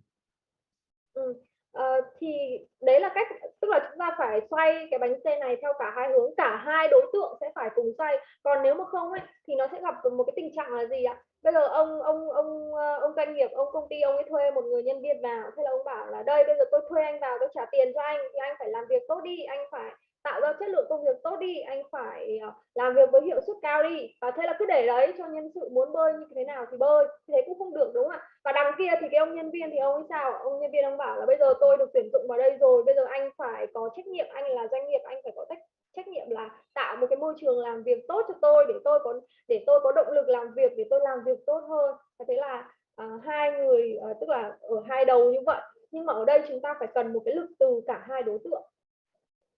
Okay, so one more time and then we stop. Abilities are essentially the capabilities of people when they come for the role to be able to deliver. Cái khả năng ở đây, cái yếu tố số 1 này, cái khả năng, cái năng lực chính là những cái kỹ năng cần thiết của họ, cái khả năng cần thiết của họ để mà họ có thể làm tốt trong một vai trò công việc được giao. Personality is the inclination or tendency of people that the role that they do fits into their orientation and their preference. Cái yếu tố thứ hai, tính cách ở đây nghĩa là gì? Tính cách có nghĩa là cái khuynh hướng, tính cách tự nhiên của họ ấy, nó phải phù hợp, nó phải tương xứng, nó phải phù hợp với cái công việc mà họ được nhận. Đấy, tức là hai cái yếu tố đấy nó phải phù hợp với nhau. Motivation is the purpose that people love to chase and love to work for, and that creates performance. Còn động lực có nghĩa là cái lý do lớn, cái mục đích mà họ muốn tạo, mục đích mà họ muốn làm được, cái lý do tại sao họ làm những điều họ làm. Nếu mà họ biết rõ cái lý do, nếu mà họ có được một cái lý do lớn như vậy thì họ sẽ làm việc với một trạng thái là tràn đầy động lực. Efforts is finally the things that employees are able to put in through their hard work and through their smart work, which produces result. Còn nỗ lực chính là những cái, ví dụ như là những cái nỗ lực về mặt thời gian, nỗ lực về mặt công sức, các thứ họ bỏ ra, những cái điều mà họ bỏ ra để họ có thể làm việc tốt, để làm việc chăm chỉ. Ability is different than effort. You may be capable, you may be able, but you don't put in effort. Ở đây cái yếu tố số 1 và yếu tố số 4 là khác nhau nhé. Bây giờ anh có thể rất là giỏi, anh có năng lực, nhưng mà anh lại không muốn bỏ nỗ lực, anh lại không muốn làm việc chăm chỉ, anh không muốn đầu tư thời gian, anh không muốn đầu tư công sức vào thì cũng hỏng. And directions are that alignment in which you know where the bullet has to be fired. Còn That yếu direction. tố 5 là gì? Là định hướng, tức là cái hướng đi chung của tổ chức. Khi mà người ta vào làm việc trong một tổ chức, người ta biết là người ta sẽ đi tới đâu, người ta sẽ tiến bộ như thế nào á. Okay, so I'll stop at this, and I want you to now participate in a small poll, and then let us talk about it. And then I will go into each one of them if you need more understanding of how to improve. Rồi bây giờ thì tôi muốn các anh chị cùng tôi thực hiện một cái phần bình chọn nhỏ trước. Sau đó nếu anh chị có câu hỏi nào thì tôi sẽ giải đáp. So we'll do a poll first, and then I want you to share your comments or your question or anything so far. Rồi mình sẽ bình chọn trước. Bình chọn trên cái câu hỏi nó sẽ hiện trên màn hình. Sau đó thì các anh chị nếu có thắc mắc hay là có câu hỏi nào từ đầu buổi đến bây giờ thì tôi sẽ trả lời. Okay, so my first poll that I want to hear from all of you is if these are the 5 things that are critical for people performance, not organizational performance, people performance, then what are the top 2 according to you, which are most critical out of these 5? Cái câu hỏi đầu tiên tôi muốn các anh chị trả lời ấy là gì ạ? Trong 5 cái yếu tố mà chúng ta vừa cùng nhau chia sẻ lúc nãy ấy, để mà có thể tăng được hiệu suất làm việc của nhân sự, hiệu suất của nhân sự nhá, nhân viên nhá, chứ không phải là của tổ chức nói chung. Thế thì trong 5 cái yếu tố đấy, theo các anh chị, hai yếu tố quan trọng nhất với các anh chị là yếu tố nào?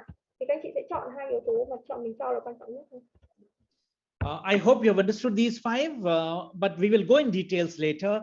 Let's quickly do this poll. Có 5 yếu tố tôi nhắc lại này. Thứ nhất là năng lực, thứ hai là tính cách, thứ ba là động lực, tiếp nữa là nỗ lực, và thứ năm là định hướng đấy ạ. Thì theo các anh chị là hai yếu tố nào là hai yếu tố quan trọng nhất? So just do two, no more, no less, just two. Hai thôi nhé. Chị Hằng ơi, bình chọn ở trên màn hình hiển thị chứ không phải gõ vào khung chat đâu ạ. Các anh chị bình chọn ở trên cái màn hình, trên cái câu hỏi hiển thị trên màn hình ạ.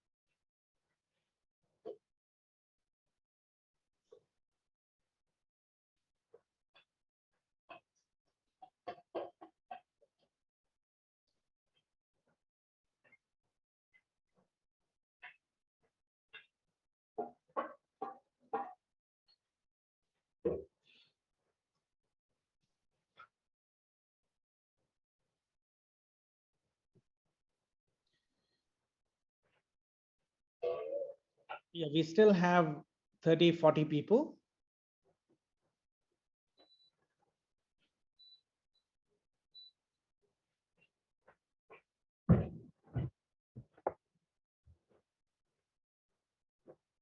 Okay.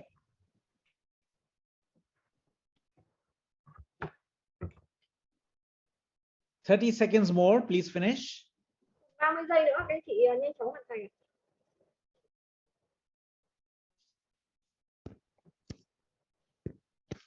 Okay, so now I'm going to show you the results so that you know how this group, which comprise of HR leaders and CEOs, feel are the top two important enablers of performance. Đây là kết quả bình chọn của anh chị. Ở đây các anh chị đều là lãnh đạo doanh nghiệp hoặc làm trong lĩnh vực nhân sự, thì theo bình chọn của anh chị, top 2 yếu tố, nhân tố thúc đẩy hiệu suất làm việc quan trọng nhất của nhân sự là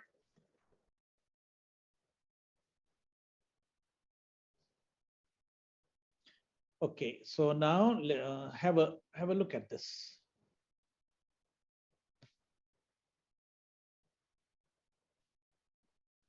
So about 102 people have voted, and you can see you all feel that motivation is the biggest factor for enhancing performance. 77% các anh chị cảm thấy rằng là động lực nó là cái nhân tố thúc đẩy hiệu suất làm việc quan trọng nhất. And you all feel that directions are the second most important factor for performance enhancement. Cái nhân tố quan trọng thứ hai đấy là định hướng. 55% các anh chị bình chọn là như vậy.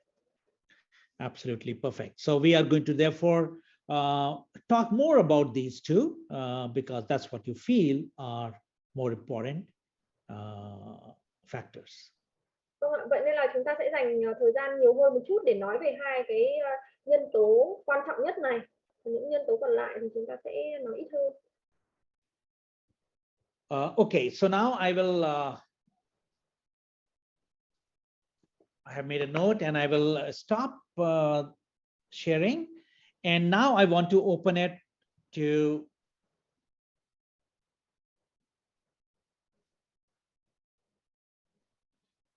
for any questions so far before I go deeper into these five. Vâng ạ, trước khi mà tôi đi sâu vào 5 cái chủ đề, 5 cái nhân tố này, thì các anh chị có câu hỏi nào hay là có thắc mắc nào từ đầu đến giờ không ạ? Thì có thể hỏi. Nếu không thì tôi sẽ đi vào chi tiết 5 cái yếu tố này.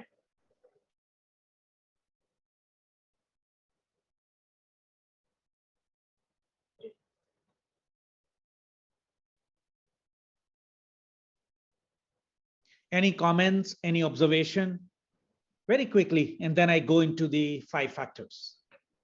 Chị Vân có câu hỏi là how to measure employee performance motivation. Measure employee performance. Employee performance motivation. How to?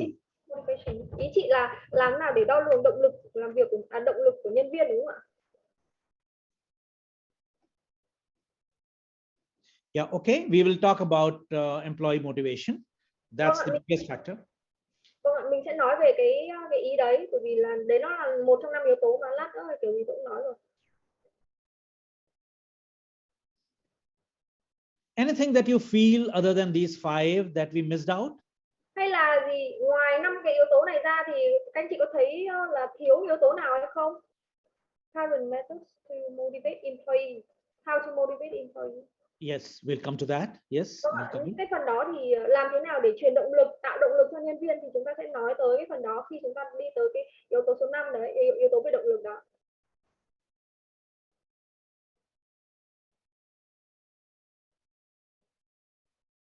Okay. Okay, if there are no other questions, we will go straight into these 5 enablers. Vâng ạ, vậy bây giờ chúng ta sẽ đi thẳng vào 5 cái yếu tố này. There are 2 options. Either we follow the sequence of 5, or I can straight away go into motivation first, direction second, and then we'll go to the other 3 later.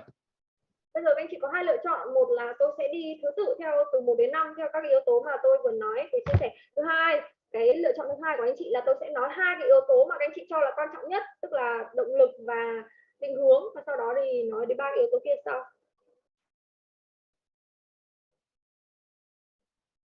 Okay, we do that. Second choice. Okay, all right, we'll do that. Vâng ạ, mình sẽ làm theo hướng thứ hai trước ạ. Okay, so I will now jump and I will cover the motivation directions first, and then we will see how to handle ability, personality, and motivation and efforts. Vậy thì chúng ta sẽ nói về động lực và định hướng trước, sau đó thì chúng ta sẽ nói về 3 yếu tố còn lại, năng lực, nỗ lực và yếu tố còn lại. Yeah, and by the way, number 3 is efforts. Number 3 is ability. Năng lực, nỗ lực và tính cách, đúng không ạ? Okay, so we will follow that sequence: motivation, then direction, and then I'll come to ability. Đấy, mình sẽ nói động lực trước, định hướng, sau đấy sẽ nói tới năng lực. So wait a minute.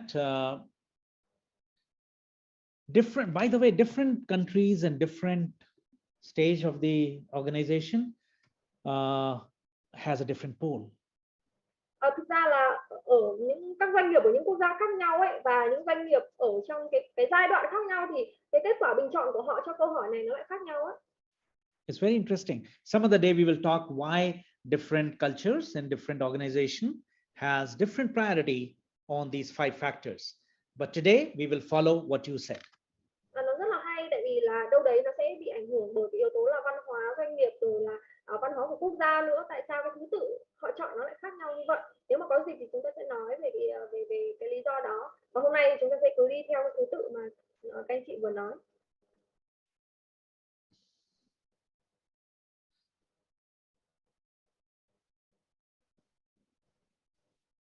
Okay. How you can see the slides? Not yet. Not yet. Okay. So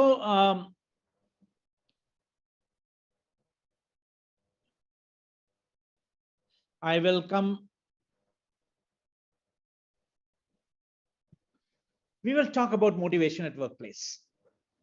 Rồi ạ, động lực tại nơi làm việc. Okay, so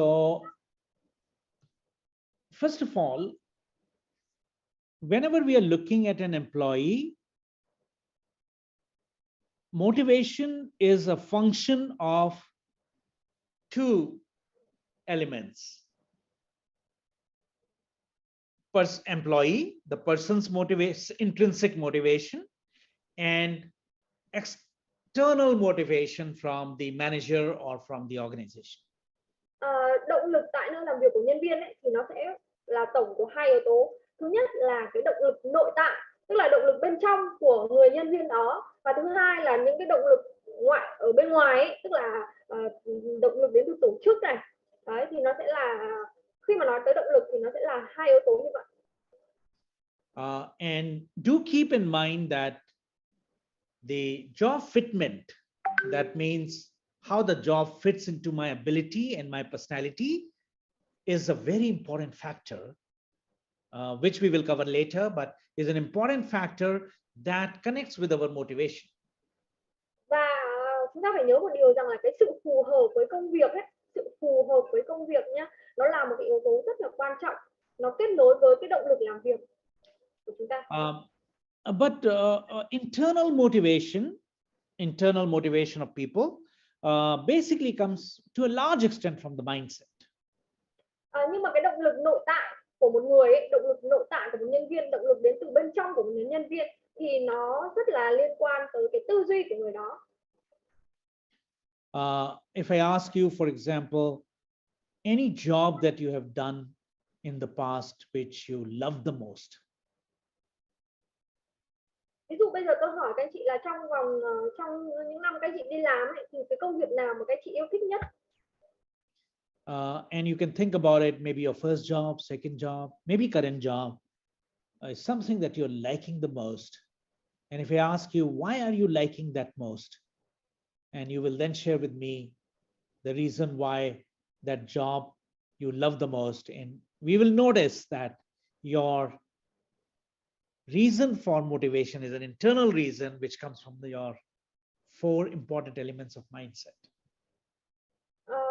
Thì khi mà tôi hỏi các anh chị là công việc nào các anh chị yêu thích nhất trong những năm mà các anh chị đi làm, có thể các anh chị suy nghĩ và các anh chị trả lời rằng là có thể là công việc đầu tiên, hay là công việc hiện tại, hay là một công việc nào đó mà các anh chị đã từng rất là yêu thích.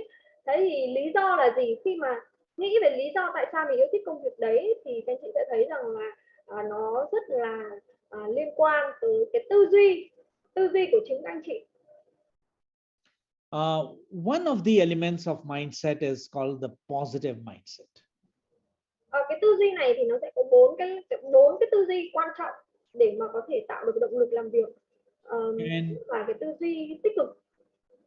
Normally, highly motivated staff usually will demonstrate reasonably high positive mindset. Okay. Usually, highly motivated staff will demonstrate one of the important mindset, which is positive mindset. Thường những cái nhân viên mà họ có động lực làm việc nhiều ấy, động lực làm việc cao ở trong công ty ấy, thì thường là họ sẽ có tư duy tích cực. Positive mindset essentially means that employee that you're optimistic and you feel tomorrow is better than yesterday. Tư duy tích cực nghĩa là sao? Họ có những cái suy nghĩ rất là lạc quan và họ tin tưởng rằng là ngày mai sẽ tốt hơn ngày hôm nay. If you don't feel that your tomorrow is better than yesterday, you will never feel motivated.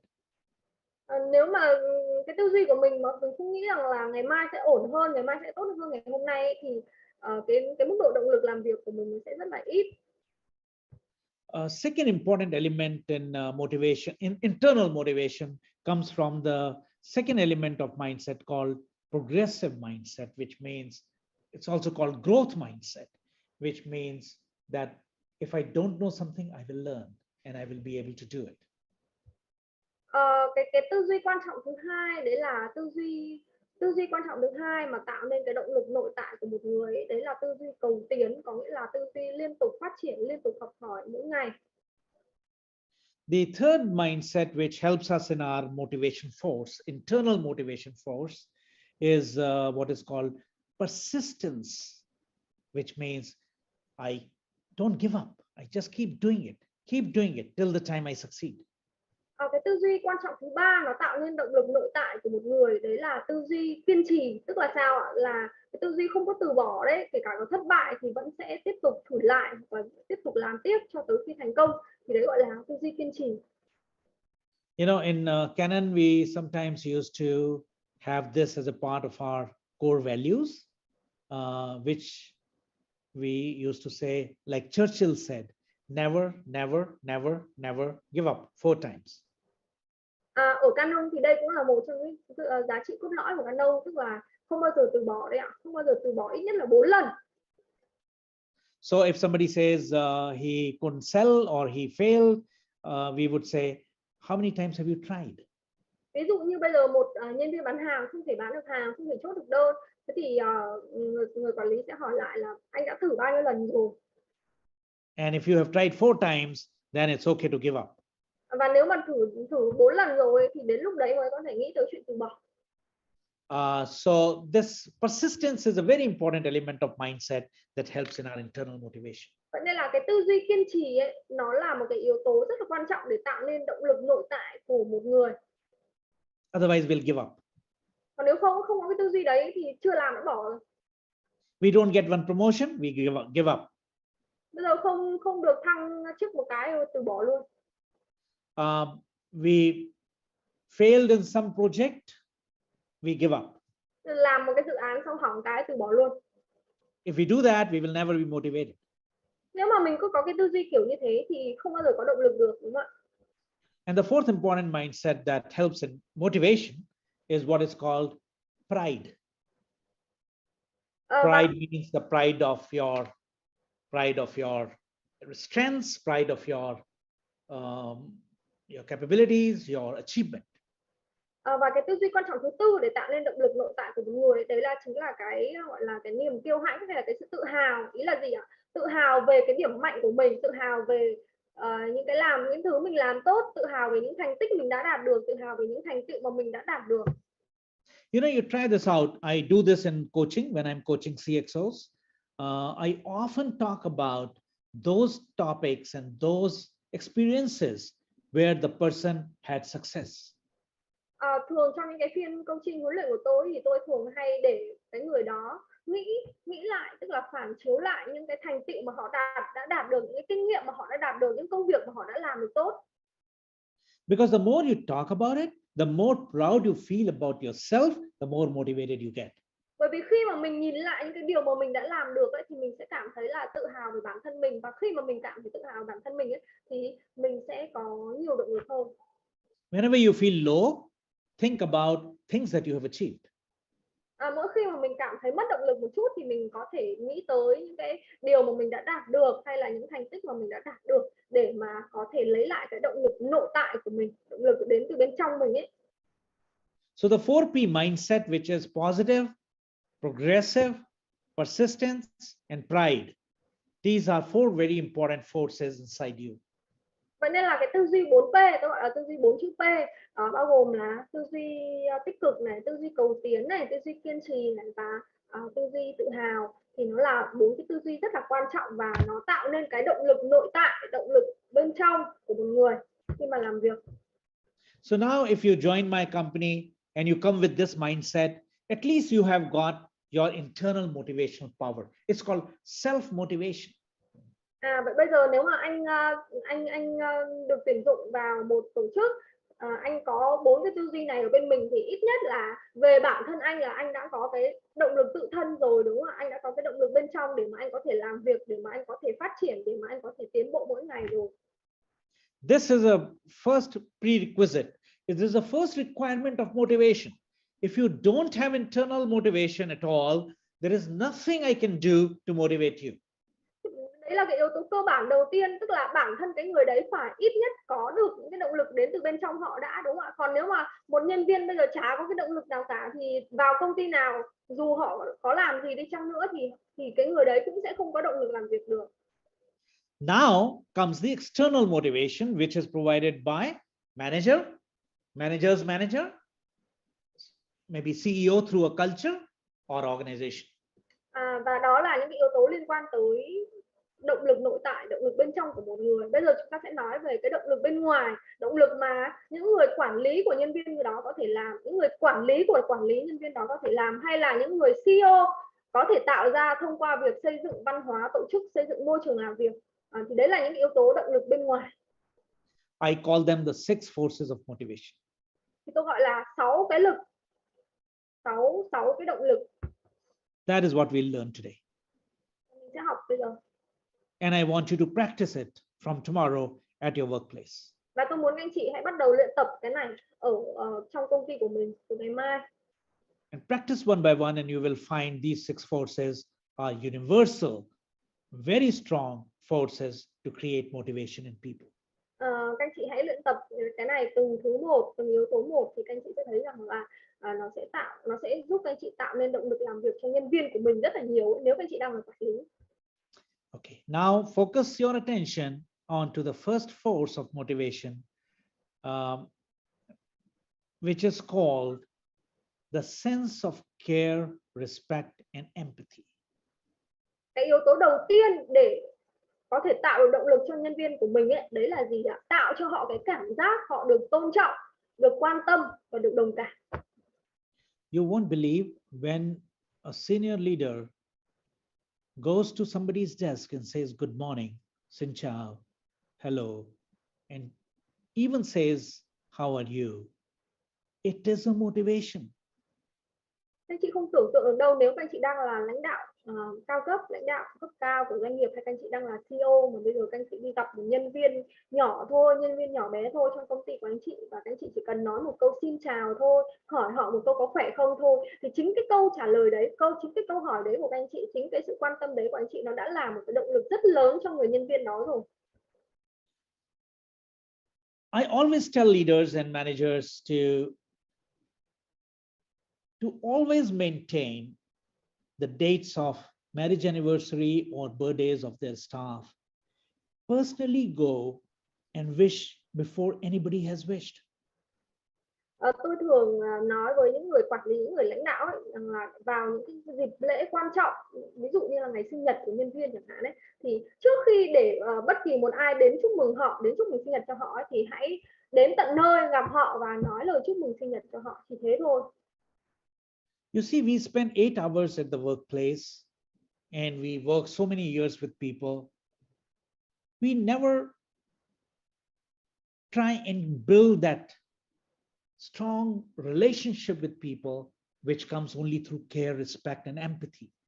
Các anh chị thấy không ạ? Mình đi làm việc 8 tiếng một ngày, mình làm việc rất nhiều năm trong cuộc sống của mình, trong cuộc đời của mình, nhưng mình lại rất hiếm khi gọi là dành thời gian để thể hiện cái sự quan tâm, thể hiện cái sự tôn trọng, thể hiện cái sự đồng cảm nho nhỏ nhất với những nhân viên của mình. It is our leadership role. It is our management role. It is not something that I am telling you as just a pastime necessity to be done, but this is the main role. Nếu các anh chị đang là lãnh đạo, nếu các anh chị đang là quản lý, thì đấy là trách nhiệm của anh chị đấy ạ, là vai trò của anh chị, trách nhiệm chính luôn đấy, chứ không phải là cái gì đấy mà tôi bảo các anh chị là anh chị nếu có thời gian thì các anh chị làm đâu, không phải như vậy đâu. Nó là trách nhiệm của anh chị, nó là vai trò của anh chị đấy. And as good leader, one of the minimum requirement is to make people feel comfortable, cared, respected, and they feel that the manager or the boss or leaders have empathy towards them. Và nếu mà một anh chị làm một người muốn trở thành một người lãnh đạo giỏi, một người lãnh đạo tốt ấy, thì hãy để cho nhân viên của mình cảm thấy rằng là họ được tôn trọng, họ được quan tâm. This builds trust. Và nếu mà các anh chị tạo cho họ được cái cảm giác này ấy, thì các anh chị đang xây dựng được lòng tin với họ đấy. You can't motivate without building trust. Nếu mà các anh chị không dựng được lòng tin với nhân viên của mình ấy, thì làm sao các anh chị tạo được động lực cho họ? Try to motivate a stranger. Bây giờ mình đi gặp một người lạ xong mình bảo mình tạo động lực cho họ. You cannot. You have to have a trust. Làm sao mà làm được, đúng không ạ? Nếu mà không có lòng tin, nếu mà không xây dựng được lòng tin thì làm sao mà chúng ta tạo được động lực cho họ? The second motivational force is called the sense of fun and excitement. Cái yếu tố thứ hai mà có thể giúp tạo động lực cho nhân viên ấy, đấy là cái cảm giác, tạo cho họ cái cảm giác vui vẻ và hào hứng. If we want to build a workplace is a family, by the way. Nếu mà chúng ta Workplace is a family. Nếu mà chúng ta muốn xây dựng một cái môi trường làm việc tốt ấy, thì hãy tạo ra những cái niềm vui, tạo ra những cái sự vui vẻ và hào hứng. And in the coming days, and when you are talking about hybrid working and remote working, etc., it has to become like a family. Otherwise, there is no way organization would be able to move forward by retaining good people. Nếu mà các anh chị muốn giữ chân nhân sự lâu dài, muốn xây dựng một công ty như là một đại gia đình chẳng hạn ấy, thì các anh chị hãy tạo dựng những cái niềm vui, sự hào hứng cho nhân viên của mình. Còn nếu mà môi trường làm việc mà chỉ có toàn công việc, chỉ có toàn hỏi việc không ấy, thì rất là khó để chúng ta có thể giữ chân nhân sự gắn bó lâu dài với công ty. I see many people tell me we do birthday celebration in the company, we do picnics for people, HR has to do this arrangement, etc. That's all okay. But when it comes to motivation, is the manager or a direct leader who can create a motivation. Organizations cannot create motivation, managers do. Tức là tôi thấy nhiều anh chị bảo là ở công ty của tôi thì cũng tổ chức sinh nhật cho nhân viên này nọ, xong rồi cũng cho nhân viên đi chơi, đi picnic các thứ. Đấy là tổ chức làm, công ty làm, đúng không ạ? Những cái thứ, những điều đó thì ok, không có sao cả. Tổ chức của chúng ta có thể tiếp tục làm. Nhưng các anh chị, cá nhân các anh chị đang là lãnh đạo, đang là người quản lý ấy, thì nếu mà cá nhân các anh chị làm được cái điều này, tạo được cái cảm giác vui vẻ và hào hứng cho nhân viên của mình ấy, thì cái điều đó mới là tạo được động lực.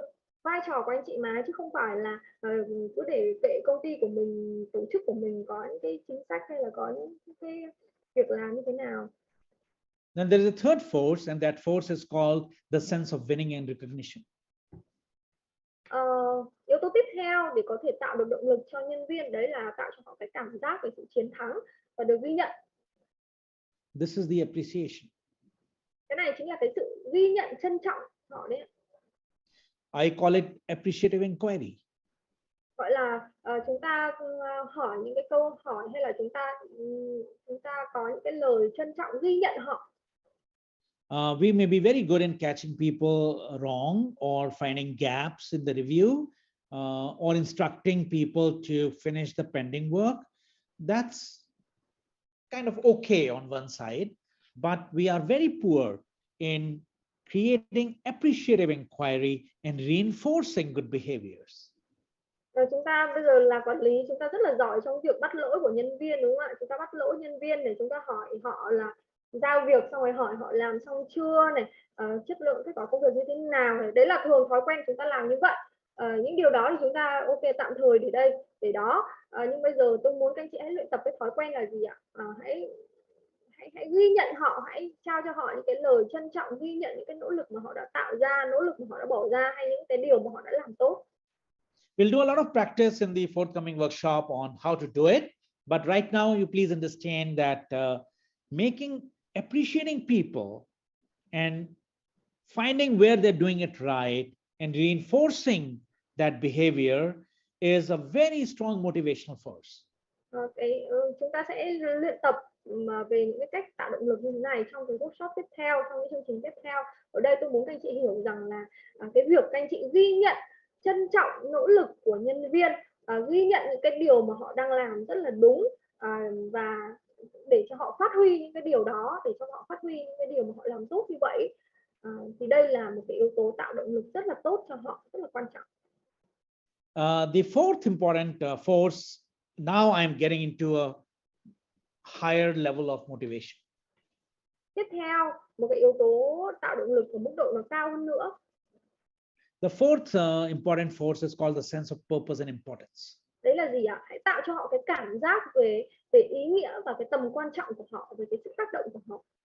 When your boss comes to you and asks you that he is planning some project like that, and he wants your opinion or your suggestion, you feel very important.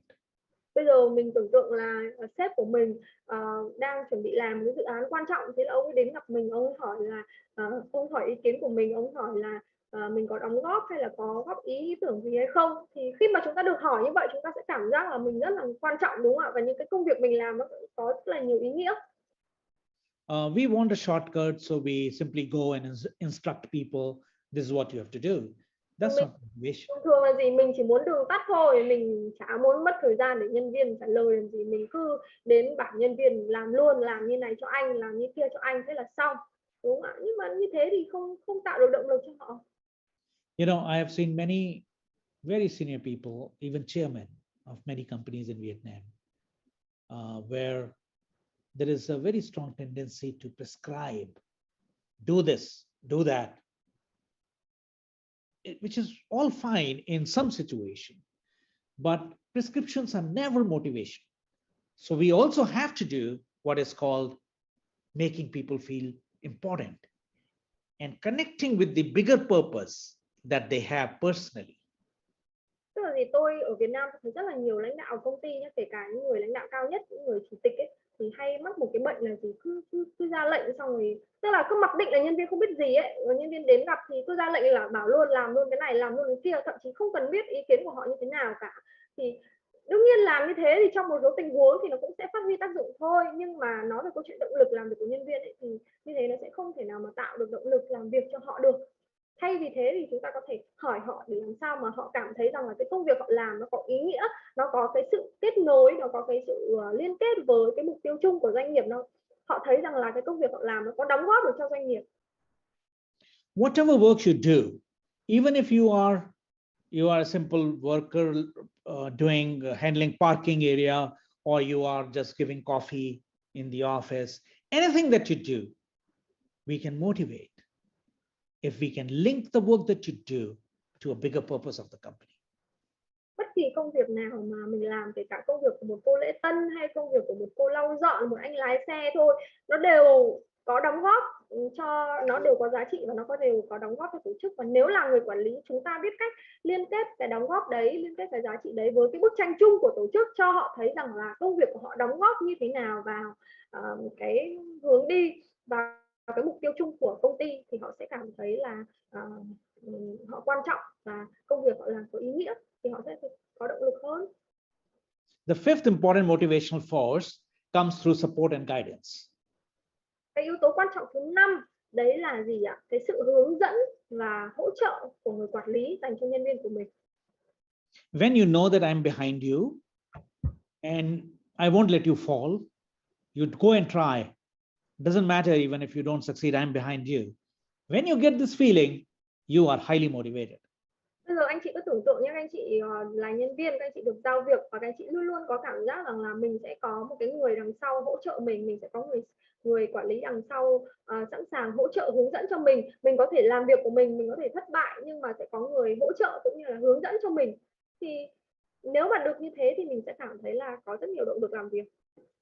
And if we tell people go and sell this and you have to succeed and your achievement is only 50%, and if you fail for 2 months, sorry, you will not be in the company. That's not motivation. Bây giờ mình lại đi bảo nhân viên của mình là, ví dụ nhân viên của mình đi bán hàng, ở đây tháng này anh phải bán được tương này, doanh số phải làm được tương này, nếu anh không bán được tương này thì anh sẽ bị sa thải, anh sẽ bị nghỉ việc, vân vân. Đấy, như thế thì sẽ không tạo được động lực làm việc cho nhân viên. Now don't get me wrong. Ở đây các anh chị đừng có hiểu sai ý tôi ha. We have to have the right person in the right role, which is ability and personality, the right person in the right role with the right capabilities, and we have to also make the person accountable for results through direction, which I will cover after tea break. If I do this, then I should support and guide you. Tức là gì? Trước những cái câu chuyện này chúng ta đã phải đảm bảo rằng là cái người này họ phải là cái người phù hợp với công việc mà chúng ta giao cho họ. Họ phải có đủ năng lực, họ phải có đủ năng lực này, họ phải đầu tư nỗ lực vào làm việc. Thì như vậy thì chúng ta mới hỗ trợ hướng dẫn cho họ, đúng không ạ? Và đương nhiên khi mà chúng ta giao việc cho họ, chúng ta cũng phải làm cho họ chịu trách nhiệm với cái công việc này. Đấy là một cái điều rất là quan trọng, chứ không phải là chúng ta cứ hỗ trợ hướng dẫn họ xong rồi cho họ dừa vào, thì cũng không phải là như vậy. Ý tôi là cái cảm giác hỗ trợ và hướng dẫn khi mà họ đã là người có năng lực, họ đã có một công việc phù hợp. So remember, these are two different skills and both are required. We need accountability skills to hold people accountable, and we also need motivational skills to motivate people with these 6 forces. Và giao việc làm cho nhân viên chịu trách nhiệm với công việc của mình, nó là một kỹ năng khác, và tạo động lực cho nhân viên nó là một kỹ năng khác. Chúng ta là người quản lý, chúng ta cần cả hai kỹ năng này, đúng không ạ? And the 6th motivational force comes through sense of learning and growth. Và cái yếu tố tạo động lực cuối cùng đấy là hãy tạo cho họ cảm giác họ được học hỏi và phát triển mỗi ngày. If you're doing a good job, it's my responsibility as your manager or leader. You have to grow. Sorry. If you're doing a good job, then me as a manager, I have a responsibility of making sure that you grow in career. Bây giờ nếu tôi là quản lý của anh là một người có năng lực, anh làm việc tốt, thì tôi trong vai trò là người quản lý của anh, tôi phải đảm bảo rằng là anh sẽ phải phát triển trong cái con đường sự nghiệp của mình. Smart leaders, if you cannot grow people every 2 years, you make them, give them assignments where they learn. Learning is also seen as a growth and very more motivational. Và mình sẽ phải có thể là chúng ta giao cho họ những cái công việc mới, hoặc là luân chuyển họ, giao cho họ những cái dự án mới, những dự án thách thức để họ có thể có những cơ hội học tập và phát triển sau mỗi 2 năm, 3 năm. These three forces, the magic happens when all these 6 motivational forces work. Và cái điều kỳ diệu nó sẽ xảy ra khi mà chúng ta gọi là gì, bơm được cả 6 cái động lực này cho họ. The first 3 are called lower level motivational forces, and the green color are called higher level motivational forces. Và 3 cái yếu tố đầu tiên là 3 yếu tố tạo động lực ở mức độ hơi thấp hơn một xíu, tức là 3 cái yếu tố quá là căn bản đấy, kiểu gì mình cũng phải tạo cho họ những cái động lực này. Và 3 cái yếu tố 4, 5, 6 đó là 3 cái yếu tố tạo động lực ở mức độ cao hơn một chút. Take a snapshot of this. You are in your life, knowingly or unknowingly, whenever you end up motivating people, you are doing one of these 6 things. Các anh chị có thể chụp màn hình lại, cái này là các anh chị sẽ dùng suốt trong cái quá trình mình làm việc. Nếu mà các anh chị đang là quản lý lãnh đạo thì các anh chị sẽ dùng suốt thôi, các anh chị sẽ phải luyện tập và các anh chị sẽ phải dùng suốt để mà có thể tạo động lực cho nhân viên làm việc của mình. As HR leader or CEO, it is important that every manager in our company and every director in our company is good with regard to motivating people, but also to ensure that the people have those 4P mindsets. Đó, vậy thì tôi nhắc lại này, đầu tiên là phải đảm bảo rằng là cái nhân sự mà mình tuyển vào ấy, họ sẽ phải có được những yếu tố về động lực nội tại, tức là cái tư duy 4P của họ này. Nhắc lại, tư duy kiên trì, tư duy cầu tiến, tư duy tích cực, tư duy tự hào. Khi mà họ có được ít nhiều cái động lực nội tại rồi thì chúng ta sẽ dễ dàng bơm cho họ những cái động lực bên ngoài hơn, đúng không ạ? Và sẽ có 6 cái yếu tố để có thể tạo cho họ cái động lực. Đó là những cái cảm giác được đồng cảm, tôn trọng, vui vẻ, hào hứng, ghi nhận, ý nghĩa tác động, hướng dẫn và hỗ trợ, và cảm giác được học hỏi và phát triển. Okay, so I stop at this and I want you to now take a 10 minutes coffee break, come back and ask me any question on this first before we go into directions. Vâng ạ, bây giờ thì tôi sẽ cho các anh chị nghỉ giải lao, mình sẽ nghỉ khoảng 10 phút. Các anh chị có thể ăn nhanh hoặc là các anh chị uống trà, cà phê gì đó. Sau 10 phút chúng ta sẽ quay lại. Nếu các anh chị có câu hỏi thì tôi sẽ giải đáp. Không thì chúng ta sẽ đi tiếp vào các cái nội dung tiếp theo, được không ạ? Mời các anh chị chúng ta nghỉ giải lao trong vòng 10 phút ạ. In the chat, you can send questions, so Chang will summarize them. When we come back after tea break, she will tell me what are the 3-4 important questions. Các chị có cậu nào có câu hỏi thì cứ gửi vào khung chat ạ. Sau khi nghỉ giải lao xong thì tôi sẽ trả lời. Cảm ơn các anh chị. Okay, see you after the break. Rồi ạ, các anh chị nghỉ giải lao khoảng 10 phút đi ạ.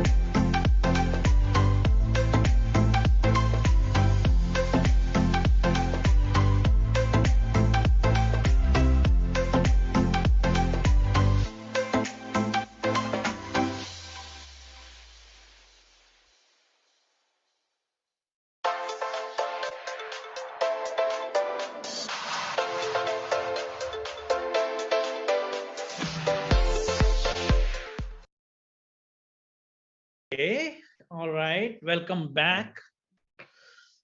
Welcome back, guys. Chào mừng các anh chị quay trở lại ạ. Okay, your time now. Go ahead. Let's see. What are you thinking? Bây giờ thì tôi sẽ trả lời một số câu hỏi của anh chị ạ.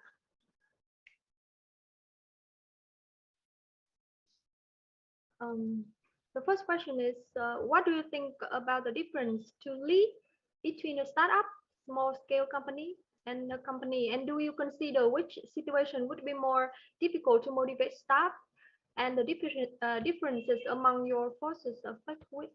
Thank you. Difference between what, Thao? Do you difference to lead between a startup and a company, and do you consider which situation would be more difficult to motivate the staff? Okay, good question. Vâng ạ, cái câu hỏi này là sự khác nhau khi mà lãnh đạo giữa một cái doanh nghiệp mới khởi nghiệp và một cái công ty phát triển, và trong từng cái tình huống thì đối với từng giai đoạn phát triển của doanh nghiệp thì nó có khó để mà tạo động lực cho nhân viên hay không, và các cái yếu tố tạo động lực nó có khác nhau gì hay không? Câu hỏi về cơ bản là như vậy.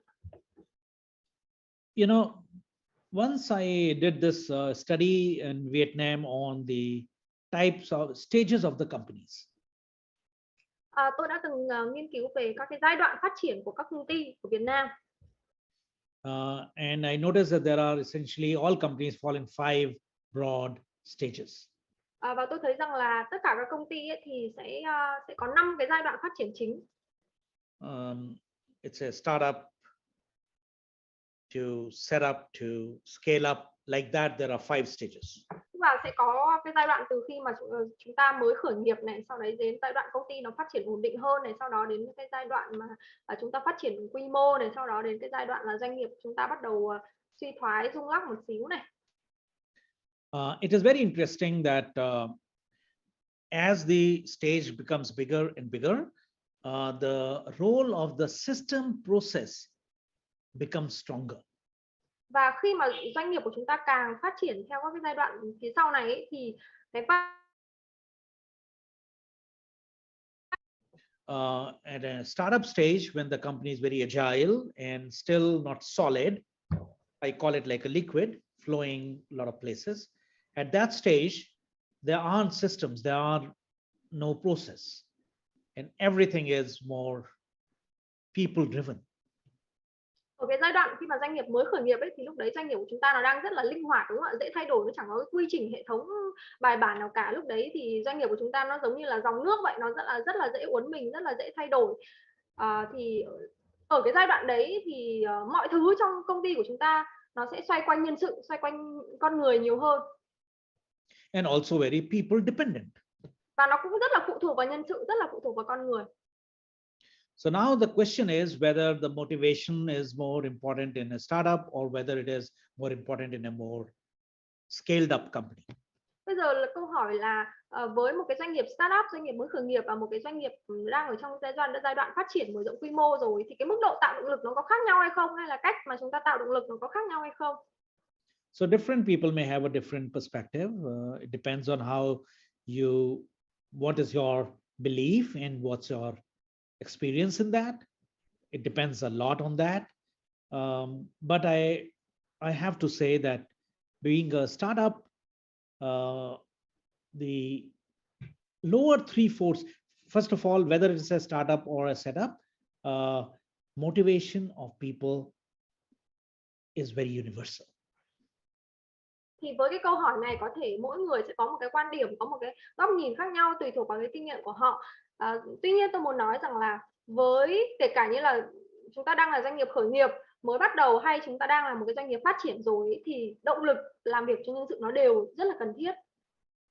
But my experience is that in the small size company, the first 3 stages of motivation, first 3 forces of motivation are more important. And in a very large organization like Amazon, Google, Canon, or Vingroup, etc., the top 3 motivation forces are more important. Nhưng mà theo kinh nghiệm của tôi với những doanh nghiệp mà đang ở giai đoạn đầu, giai đoạn mới khởi nghiệp ấy, thì ba cái yếu tố đầu tiên, ba cái yếu tố tạo động lực đầu tiên nó có thể quan trọng hơn. Tuy nhiên đối với những doanh nghiệp mà lớn hơn ở cái tầm cỡ là toàn cầu quốc gia nhiều hơn ấy, ví dụ như Amazon rồi là Google rồi hay kể cả như là Vingroup ở Việt Nam hay những cái doanh nghiệp lớn ở Việt Nam ấy, thì ba cái yếu tố tạo động lực ở phía sau ấy nó lại quan trọng hơn. But usually I always advise all leaders to learn to do what is called situational leadership, which means depending on individual, we use a different force. Tuy nhiên những người lãnh đạo là bây giờ chúng ta sẽ cần phải là lãnh đạo theo tình huống, đúng không ạ? Tức là chúng ta sẽ phải xem là cái tình huống đấy nó như thế nào và phải xem là nhân viên đấy là ai, là người như thế nào, thì chúng ta sẽ sử dụng những cái yếu tố thúc đẩy động lực khác nhau. So you can look at how people have different requirements of motivation. Thì chúng ta sẽ xem là cái đối tượng đấy họ đang cần cái yếu tố tạo động lực nào để chúng ta có thể tạo cho họ. So now lesson for HR leaders, because after all this is a workshop for HR heads and CEOs. Message for you: while your systems that you're putting for motivation, the R&R system is a vital part of vital enabler for creating motivation. The main motivation will only come from your leaders and managers. The habit of và đây là một cái bài học hay là một cái thông điệp tôi muốn dành cho những anh chị đang làm trong lĩnh vực nhân sự ấy. Tức là gì, ở trong công ty, trong doanh nghiệp chúng ta có thể nó đang có những cái hệ thống ghi nhận, đang có những cái hệ thống trao thưởng khuyến khích cho nhân viên làm việc, thì những cái đó rất là tốt rồi, ok rồi. Tuy nhiên cái động lực chính ấy, cái động lực chính mà chúng ta có thể tạo cho được nhân viên ấy, thì chính là đến từ người lãnh đạo. Vậy nên là các anh chị là đang là lãnh đạo, đang là quản lý, thì hãy luyện tập cái thói quen là tạo những cái động lực, tạo 6 cái yếu tố đấy cho nhân viên của mình. Okay, and my recommendation to large companies is that to always measure organizational motivation. Và đặc biệt là đối với những tổ chức lớn, những công ty lớn ấy, thì hãy bắt đầu có những cái gọi là cái đo lường, cái cách thức để chúng ta đo lường mức độ động lực làm việc của nhân viên của chúng ta. There are tools which can be used to measure organizational motivation, and there are tools that can be used for measuring even individual motivation. Nó có những cái công cụ để chúng ta có thể đo lường mức độ động lực chung của tổ chức và mức độ động lực làm việc của nhân viên, của từng cá nhân đó. Okay, next question. Vâng, câu hỏi tiếp theo là please show me what is the latest rules, what is the newest rule for elevating people performance. What is the latest tool? Rule. Yeah. Or practice, latest practice. Yeah. Okay. You see the late. Vâng, câu hỏi của anh Hồng đến từ PVCFC là chia sẻ những cái thông lệ mới nhất trong việc là nâng cao hiệu suất làm việc của nhân sự. So latest practice that is now being used in organizations for elevating people performance is to, first of all, do more assessments of people. And while you as a group did not find ability and personality as more important factors for performance, the latest practice now is to be very careful in your recruitment stage and in allocating roles to people. And ability and personality is becoming a very important area for HR by assessing those people and fitting into the right role. So that's one very important practice that I'm noticing in the organization now. Một cái thông lệ gọi là mà các công ty người ta thường áp dụng rất là nhiều, mà ở đây tôi muốn chia sẻ với các anh chị, mặc dù là các anh chị không chọn những cái yếu tố đấy là cái yếu tố quan trọng nhất, tuy nhiên cái việc đánh giá nhân sự ấy, đánh giá ở đây nó sẽ bao gồm hai khía cạnh, đấy là như tôi đã nói, đó là đánh giá cái năng lực, đánh giá khả năng của nhân sự và đánh giá cái tính cách của nhân sự, xem là hai cái yếu tố đấy nó có phù hợp với cái vai trò công việc của họ đảm nhận hay không. Thì đây là một cái thông lệ mà chúng ta phải làm rất là cẩn trọng, làm rất là kỹ, đặc biệt ngay từ cái giai đoạn khi mà chúng ta tuyển dụng họ vào trong công ty của chúng ta. The second practice that I'm noticing, which is these days being adopted by many organizations, is with regard to what is called, there is a word called transition onboarding. And transition onboarding means whenever you have new people, particularly managers and above, senior level people, whenever you take new people, or whenever you shift people from one role to another role, that's called onboarding. And there is a higher level of involvement from HR to ensure that the fitment with that position or that role is, that stage is taken care smoothly, and that would have a big impact on performance. Và cái thông lệ thứ hai đấy là họ rất là tập trung làm tốt cái giai đoạn chuyển dịch onboarding, tức là nghĩa là sao? Cái giai đoạn chuyển dịch này nghĩa là gì ạ? Ví dụ như khi mà chúng ta tuyển những cái người mới vào, đặc biệt là những người vị trí quản lý trở lên, quản lý lãnh đạo trở lên ấy, khi mà chúng ta tuyển người mới vào này, hoặc là chúng ta thăng tiến cho họ, hay là chúng ta luân chuyển công việc cho họ từ vị trí này sang vị trí khác, thì trong cái giai đoạn chuyển dịch đấy nó rất là quan trọng, và bộ phận nhân sự sẽ phải gắn kết cũng như là tham gia rất là sâu vào cái giai đoạn này để đảm bảo rằng là cái sự chuyển dịch này nó là một cái sự phù hợp về mặt công việc, về mặt vai trò công việc của cái người nhân viên đấy, phù hợp với cái năng lực của họ, phù hợp với tính cách của họ. And of course, it goes without saying that the third important trend that is now being seen in most companies is to reduce the instructions and directives as low as broad principles and broad regulations are okay, but detailed instructions are being avoided, and to increase people's performance, more involvement of people through the approach of team problem solving, decisions making and problem solving through team is the other trend that I'm noticing more and more. Và một cái xu hướng tiếp theo, hay là một cái thông lệ tiếp theo mà các công ty bây giờ người ta đang cố gắng áp dụng rất là nhiều, đấy là người ta cố gắng giảm thiểu những cái phần liên quan tới chỉ đạo, ra lệnh, hướng dẫn trực tiếp nhân viên đi. Tức là đương nhiên những cái quy tắc, những cái nguyên tắc tổng thể, những cái định hướng tổng thể thì chúng ta vẫn phải làm cho nhân viên hiểu. Tuy nhiên là tránh cái việc là quản lý quá vi mô, quản lý quá chi tiết, mà thay vì đó là chúng ta hãy để cho nhân viên tham gia nhiều hơn, hãy để cho các cái đội ngũ phòng ban tham gia nhiều hơn vào việc là cả đội nhóm cùng đưa ra thảo luận các cái giải pháp để giải quyết vấn đề và cùng đưa ra lựa chọn những cái quyết định tốt nhất. Thì đấy là cái xu hướng mới nhất mà tôi thấy các cái công ty bây giờ người ta đang có xu hướng dịch chuyển theo. You know, there is this what we call it as the management systems in the company, which comprise of decision making, delegation, problem solving, and idea generation. Decision making, delegation, problem solving, and idea generation. This part has a big influence in increasing the efforts of people, which impacts performance. Chúng ta có những cái hệ thống trong công ty để chúng ta có thể giúp cho nhân viên để họ tự giải quyết vấn đề theo đội nhóm này, hay là tự ra quyết định theo đội nhóm này, hay là tạo ý tưởng theo đội nhóm này, rồi là giao việc cho nhân viên theo đội nhóm này. Thì đấy là những cái yếu tố, những cái thông lệ mà chúng ta có thể làm thật là tốt để tăng cái tính nỗ lực của nhân viên, mà từ đó thì có thể tăng được cái động lực làm việc.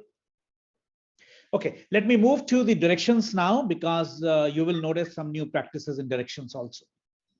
Rồi ạ, bây giờ thì tôi sẽ sang cái phần gọi là định hướng, được không ạ? Ở trong cái phần định hướng này thì các anh chị cũng sẽ thấy rất là nhiều những cái thông lệ mà các công ty người ta hay áp dụng. Okay, you can see the slides, Thao? Yes, but not in here. Right. It's okay? Yeah, right. Okay, let's now talk about directions, and let's see if there are something new that we can pick up. Rồi ạ. Bây giờ chúng ta sẽ sang cái phần định hướng và chúng ta xem là có thể có những ý tưởng mới nào ở đây không? Motivation area, there are usually big gap between what leaders want and what is actually happening in the organization. Về mức độ động lực ấy, cái lúc nãy mà chúng ta đang bàn ấy, thì thường nó sẽ có cái khoảng cách giữa những cái mức độ động lực mà người lãnh đạo mong muốn và mức độ động lực thực tế của nhân viên. But when it comes to direction alignment, many organizations have made good progress. Nhưng mà khi mà nói tới cái yếu tố về định hướng đi, thì rất là nhiều doanh nghiệp đã làm khá là tốt cái phần này. So let me quickly explain the framework and then we will look at question answers. Thì tôi chia sẻ cái phần này, sau đó thì sẽ tiếp tục trả lời các câu hỏi của anh chị. Okay, so we all know the standard steps of directional alignment for performance. Về phần định hướng này thì chúng ta đều biết có những cái bước rất là cơ bản để chúng ta có thể xác định rõ ràng cái hướng đi cũng như là có được một cái sự đồng bộ từ trên hướng dưới. Every organization follows these typical 5 strong steps and system to create a direction alignment. Tất cả các công ty tốt, công ty thành công thì họ đều đi theo 5 cái bước này để họ có thể đưa ra được một cái định hướng rõ ràng, hướng đi rõ ràng cũng như là tạo được cái sự đồng bộ từ trên xuống dưới. You know, there is an interesting book, Good to Great, that was written many decades ago by Jim Collins. You must have read, some of you, where he talks about how in an organization, if you are in a boat and 4 people are kind of rowing the boat in an opposite direction, your boat will go nowhere. Trong cái cuốn sách rất là nổi tiếng của Jim Collins, cuốn sách là Từ tốt đến vĩ đại ấy, thì ông ấy có đưa ra một cái hình ảnh ẩn dụ rất là hay, tức là nhân sự trong công ty giống như là tất cả chúng ta ngồi cùng trên một con thuyền ấy, người thuyền trưởng, người lãnh đạo thì đang cố gắng là chèo lái con thuyền đi về phía trước, nhưng mà nhân viên thì ngồi mỗi người một góc, xong rồi mỗi người đi theo một kiểu ấy, thành ra là cái thuyền nó chả đi tới đâu cả. But I strongly recommend not to jump to KPI. KPI is not the magical formula. It is only one element in the direction. Nhưng mà ở đây khi mà nói tới là xác định hướng đi, mục tiêu ấy, thì tôi muốn các anh chị là đừng nhảy vội sang cái câu chuyện là giao KPI, bởi vì là KPI nó không phải là một cái công thức thần kỳ nào đấy đâu, nó chỉ là một cái yếu tố để có thể đưa ra được một định hướng đi chung thôi. So the first step of any directional alignment is, where are we going? Cái bước đầu tiên ấy là chúng ta phải trả lời được cái câu hỏi là gì ạ? Chúng ta đang đi đâu? Đang đi tới đâu? Tức là mục tiêu ấy. Not a vague statement. Sometimes I have seen some CEOs giving a vague statement. We want to be Vietnam's leading company. That's a vision, but that's not the goal. Ở đây là phải đưa ra một cái câu trả lời rất là rõ ràng, một cái mục tiêu rất là rõ ràng, chứ không phải là một cái câu chung. Tôi thấy rất là nhiều lãnh đạo ở Việt Nam là cứ hay khi mà hỏi là mục tiêu công ty là gì ấy, cứ hay nói chung rồi chúng tôi muốn trở thành công ty hàng đầu Việt Nam rồi vân vân. Đấy nó là tầm nhìn chứ đấy nó không phải là mục tiêu, đúng không ạ? Mục tiêu nó phải rất là cụ thể, rất là rõ ràng. Okay, so naturally, where are we going? Very clear direction. Where are we going is very important. Đấy, thì trả lời cái câu hỏi đầu tiên, chúng ta đang đi đâu, thì nó sẽ rõ hơn về mặt định hướng. The second question every employee has to answer: why are we going there? Câu hỏi thứ hai tất cả các nhân viên phải trả lời được, đấy là gì ạ? Tại sao chúng ta lại đi tới đó? So let's say an HR executive who is responsible, HR manager responsible for, let's say, retention, has a goal. There must be an answer. Why are we wanting that goal? Why not higher? Why not lower? Bây giờ một chuyên viên nhân sự cho công ty chẳng hạn, khi mà có mục tiêu rồi thì sau khi mà có mục tiêu xong thì họ phải trả lời câu hỏi là tại sao chúng ta lại cần phải đạt được mục tiêu đó, hay chính là câu hỏi tại sao chúng ta lại đi tới đó đấy, mục đích đấy. What is the benefit organization gets in monetary terms? The more you make it as monetary terms or a very tangible benefit, the more people will understand the purpose. Và tổ chức của chúng ta sẽ có cái lợi ích gì, lợi ích cụ thể là gì? Tức là khi mà chúng ta càng trả lời được câu hỏi why, câu hỏi tại sao một cách rõ ràng, đưa ra được những cái lợi ích rõ ràng, mục đích rõ ràng, thì cái định hướng, cái hướng đi của chúng ta sẽ càng rõ hơn. So we want to increase the customer loyalty by 5% from 25 to 30%. What's the big purpose? Ví dụ bây giờ đưa ra mục tiêu là tôi muốn tăng cái tỷ lệ hài lòng của khách hàng lên 5%, 10%. Thế mục đích là gì? Tại sao chúng ta lại cần phải tăng lên 5%, 10%? The third important step is what are we going to do to get there? Bước quan trọng thứ ba là trả lời câu hỏi chúng ta cần làm gì để đi tới đó, hay là chúng ta cần làm gì để đạt được mục tiêu đó đấy. Which is basically the plans. Thì về cơ bản nó là cái kế hoạch hành động thôi. And the fourth important question is how am I contributing? An individual, he must understand, she must understand what is my role? How am I contributing towards the plan and towards the purpose? Câu hỏi số 4, bước số 4 mà người nhân viên đấy phải trả lời được đấy là họ sẽ đóng góp như thế nào vào cái mục tiêu chung đấy. Tức là khi mà họ thực hiện công việc của họ, thực hiện cái vai trò công việc của họ thì nó sẽ tạo ra ý nghĩa gì, tạo ra đóng góp gì cho mục tiêu chung của tổ chức. And the fifth question that every employee has to get an answer from the management or from the manager is, what is in store for me? In other words, what's the reward? What's the benefit I get if I achieve that? Câu hỏi số 5 mà họ phải trả lời được, cũng như là người quản lý phải trả lời được cho nhân viên của mình đấy là nếu mà họ làm tốt cái điều đấy thì phần thưởng của họ, phần thưởng dành cho họ là gì, hay là lợi ích mà họ có được sẽ là gì? Maybe not always as a part of promotion or salary increase, but there has to be a clarity on how this step will add to my overall learning or growth or achievement. If that clarity is missing, if that step is missing, the motivation becomes less. Đương nhiên cái phần thưởng ở đây không nhất thiết phải là những cái lớn lao như tiền bạc hay là thăng tiến, thăng chức này kia, nhưng mà ít nhất là họ phải biết rõ rằng là họ sẽ đạt được những cái lợi ích như thế nào, và những cái lợi ích đấy sẽ đóng góp, sẽ giúp họ như thế nào trên con đường sự nghiệp sau này của họ. So now the question is, how are we doing this, and how are we making sure that alignment is happening across the organization? Bây giờ câu hỏi là hiện tại những cái bước này ấy, những cái câu hỏi như thế này thì nhân viên của chúng ta đã trả lời được hay chưa, đã rõ ràng được hay chưa, và thậm chí kể cả như họ có câu trả lời rồi thì những cái câu trả lời của họ có nhất quán hay không, có đồng nhất hay không. Let me just pick up point number 3, because this is a very important point for most organizations, because you are ready to make plans for the next year.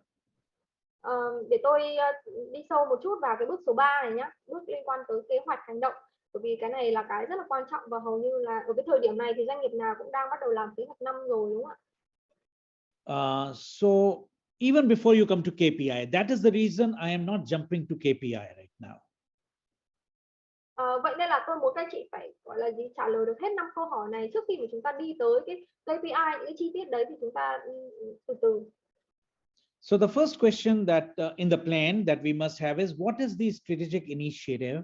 What initiative me or my team or my department is going to be taking, where I will have some role to play? Ở trong cái phần kế hoạch này ấy, thì cái ý đầu tiên mà họ phải trả lời được, nhân viên phải trả lời được đấy là phòng ban của họ hay là công ty của họ sẽ thực hiện những cái sáng kiến nào, hay thực hiện những cái hành động nào mà họ có thể đóng góp được. So same example, HR manager, your goal is to improve the retention by 5%. The big purpose is, this is what it creates as an employer brand, or this is what it will give an advantage to the profit of the company. Like that, if I've drawn a goal and purpose for an HR manager, let us now look at what strategic initiative he or she or our department will take to make that happen. Tức là ví dụ, quay lại cái ví dụ về một giám đốc nhân sự nhá, về một người quản lý nhân sự như vậy, nếu mà mục tiêu đặt ra là tăng cái tỷ lệ giữ chân nhân viên, giữ chân nhân sự lên 5% hoặc là 10%, và trả lời được cái mục đích rõ ràng tại sao lại phải tăng tỷ lệ giữ chân nhân sự lên 5%. Ví dụ như là khi mà đạt được mục tiêu đấy, tăng được tỷ lệ giữ chân nhân sự lên 5% thì sẽ tăng được thương hiệu tuyển dụng của công ty, tăng được thương hiệu tuyển dụng của công ty thì sẽ tuyển dụng được nhiều nhân tài hơn, ví dụ như vậy. Thế thì mới đến cái câu hỏi là để mà đạt được cái mục tiêu đấy thì phòng nhân sự cần phải thực hiện những cái hành động nào, hay là cần phải có những cái hành động chiến lược nào, có những cái sáng kiến chiến lược nào. So maybe the strategic initiative my company will be taking is to revise our competency framework, or adopt, if I am not doing it, then adopt the competency framework and launch a 360-degree feedback system. Maybe that's the strategic initiative. Ví dụ một cái sáng kiến chiến lược mà phòng nhân sự có thể thực hiện đấy là có thể rà soát lại cái khung năng lực chẳng hạn, hoặc là nếu mà chưa áp dụng khung năng lực thì bắt đầu áp dụng cái khung năng lực mới cho đội ngũ nhân viên. Thì đấy có thể là một cái sáng kiến chiến lược mà phòng nhân sự có thể làm. The second clarity that the employee must have is what is the success criteria? How would I know that we as a team, we are achieving our goal? Hoặc là một cái sáng kiến chiến lược thứ hai có thể là xây dựng một cái hệ thống đưa phản hồi 360 độ đấy chẳng hạn, đúng không ạ? Thì sau khi xác định được cái sáng kiến chiến lược rồi thì sẽ tiếp đến là gì? Xác định các cái tiêu chí thành công. Có nghĩa là gì? Làm thế nào để biết rằng là đã đạt được cái mục tiêu đấy rồi. Các cái tiêu chí thành công là gì? Nếu mà đạt được các tiêu chí này thì có nghĩa là đã được đạt được mục tiêu này. So maybe the success criteria in this case is going to be the feedback survey from employees about whether they are benefiting from the 360-degree feedback. Ví dụ như nếu mà một cái sáng kiến chiến lược là xây dựng hệ thống phản hồi 360 độ thì một cái tiêu chí thành công có thể là thu nhận được 100% khảo sát phản hồi từ nhân viên về cái hệ thống mới 360 độ này. And then the third important question we must have an answer for is key enablers for making that happen. If that clarity is there, the direction becomes better. Và sau khi xác định các cái tiêu chí thành công rồi thì sẽ đến là gì? Xác định các nhân tố thúc đẩy chủ chốt để có thể thực hiện được thành công những cái sáng kiến đấy. Then the next clarity we require is the key milestone, which is where the matrix of KPI starts to come in. Tiếp đến là xác định các cái cột mốc chủ chốt, tức là các cái cột mốc thời gian chủ chốt, ví dụ như là gì ạ? Sau 3 tháng là phải đạt được cái này, sau 6 tháng là phải đạt được cái kia. Đấy, thì cái đoạn KPI của chúng ta nó sẽ rơi vào cái chỗ này. And other thing that many times people forget or miss out is the key priorities. Organization will have a key priority for next year in 2022. Whatever is your organizational priority, key priorities, that should be also clear to everybody. Và một cái bước nữa mà rất là nhiều người chúng ta bị quên đấy là gì ạ? Sau khi xác định các cái cột mốc thời gian chủ chốt rồi thì chúng ta cần phải xác định đâu là những cái ưu tiên chủ chốt của chúng ta, bởi vì chúng ta sẽ phải làm rất là nhiều thứ. Thế thì chúng ta phải xác định xem là trong thời điểm này thì chúng ta ưu tiên làm cái gì, trong thời điểm kia thì chúng ta ưu tiên làm cái gì. Maybe because of the COVID, the organization made a loss or less profit. The key priority is to get back into the same profitable situation. Let it be clear to everybody. Ví dụ bây giờ là đang thời kỳ Covid như thế này thì cái ưu tiên hàng đầu là phải bán được hàng, phải có lợi nhuận đã. Thì nếu mà trong cái giai đoạn này ưu tiên của chúng ta là lợi nhuận thì cũng phải chia sẻ với nhân viên là như vậy để họ biết rõ. So this part mostly I notice many organizations are improving. This part is happening slowly, getting better. Thì tôi thấy là với hầu hết các công ty doanh nghiệp tổ chức ấy, thì cái phần liên quan tới định hướng đi này thì các doanh nghiệp đã bắt đầu làm tốt hơn rồi. But the other important thing that we require for direction is what is called alignment of all teams and departments together. Nhưng mà như thế thôi thì chưa đủ, đúng không ạ? Một cái yếu tố quan trọng ở đây đấy là gì ạ? Tất cả các đội nhóm, tất cả các phòng ban đã phải có được một cái mức độ đồng bộ với nhau, tức là họ cùng hiểu như nhau, hiểu nhất quán với nhau mục tiêu phòng này sẽ đóng góp cho mục tiêu chung của tổ chức như thế nào đấy, mục tiêu của cá nhân sẽ đóng góp cho phòng ban như thế nào đấy. So even if we have given this clarity to an HR manager, for example, but that's an individual level 1, we also need a level 2 alignment across all other peer level within the department. Tức là vừa nãy là chúng ta mới đang trả lời câu hỏi cho cái anh là anh quản lý nhân sự thôi, một mình cá nhân anh ấy hiểu thôi, nhưng mà bây giờ là phải chia sẻ cả những cái đấy với những người đồng nghiệp của anh ấy nữa trong phòng nhân sự, để mà những người đồng nghiệp đấy cũng hiểu được rằng là cái định hướng đi là như thế này. Thì đấy là cấp độ số 2. And the third level is cross-functional. That means across departments, their department's priorities, their department's focus area is shared so that there is an alignment across departments. Cấp độ thứ 3 là cấp độ phòng ban hoặc là cấp độ bộ phận bao trùm hơn nữa, thì cả bộ phận bao trùm đấy cũng phải có được một cái sự đồng bộ. Tức là chúng ta đi theo các cấp độ, từ cấp độ cá nhân này lên cấp độ đội nhóm này, sau đó đến cấp độ phòng ban. And that's how it goes to level 4, which is organizational. Sau đấy thì nó mới đến là cấp độ số 4 là cấp độ đồng bộ ở mức tổ chức. This part is best achieved in organizations which have the system of what is called monthly communication platforms, or even digital sharing platform, so that the communication is vital in this alignment. Và để mà đạt được các cái mức độ đồng bộ như thế này thì nó phải cần có được một cái cơ chế chia sẻ thông tin giữa các phòng ban với nhau, hay là giữa các đội nhóm với nhau, và giữa các phòng ban trong tổ chức có cơ chế chia sẻ thông tin thường xuyên, hoặc thậm chí là có những cái nền tảng chia sẻ thông tin thường xuyên nhất quán, thì các cá nhân rồi các đội nhóm, các phòng ban mới có được cái sự đồng bộ lẫn nhau, có được cái sự nhất quán với nhau. I remember many important meetings which used to happen in a Japanese company, and even now in a Japanese company, they begin with the objective of directional alignment before review. Trong những công ty Nhật ấy, kể cả ngày trước cũng thế mà bây giờ cũng thế, họ có một cái thông lệ là gì ạ? Trước khi mà bắt đầu bất cứ một cái buổi họp rà soát giám sát công việc nào ấy, thì họ sẽ phải rà soát lại xem là cái mức độ đồng bộ, tức là mọi người trong tổ chức đã cùng hiểu theo đúng một hướng hay chưa, mọi người đã biết mục tiêu của mình, công việc của mình là gì hay chưa, và đã biết được rằng là cái mục tiêu, cái công việc đấy nó đóng góp gì cho tổ chức hay chưa. Thì đấy gọi là rà soát cái mức độ đồng bộ, và họ làm cái bước đấy trước khi mà rà soát tới chất lượng tiến độ công việc. Okay, so I'll stop here, and I want you, if you want to check if you have any comment or any question on the directional alignment for performance. Tôi sẽ dừng lại đây một xíu. Các anh chị có câu hỏi nào liên quan tới cái phần định hướng và đồng bộ này không ạ?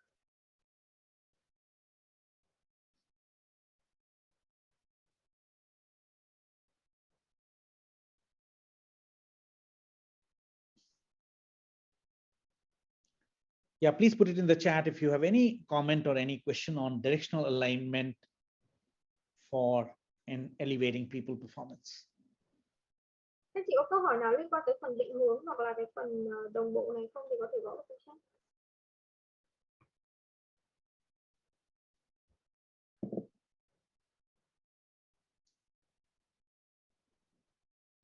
Okay, if you don't have any question, then I will now quickly cover the other three elements which are not a priority for you, but I think it's important for you to understand those. Vậy nếu anh chị không có câu hỏi thì mình sẽ đi vào ba cái yếu tố còn lại để mà có thể tạo được động lực cho nhân sự. Mặc dù các anh chị không chọn ba yếu tố này là quan trọng, là ưu tiên, nhưng mà nó đều rất là cần thiết. Nên là tôi sẽ chia sẻ luôn. What is it?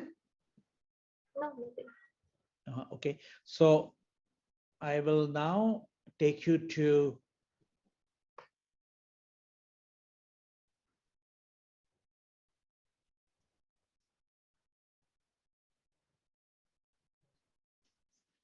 okay, two important requirements for elevating people's performance, which we have not covered yet, and you don't collectively feel those as very important, are called ability and personalities.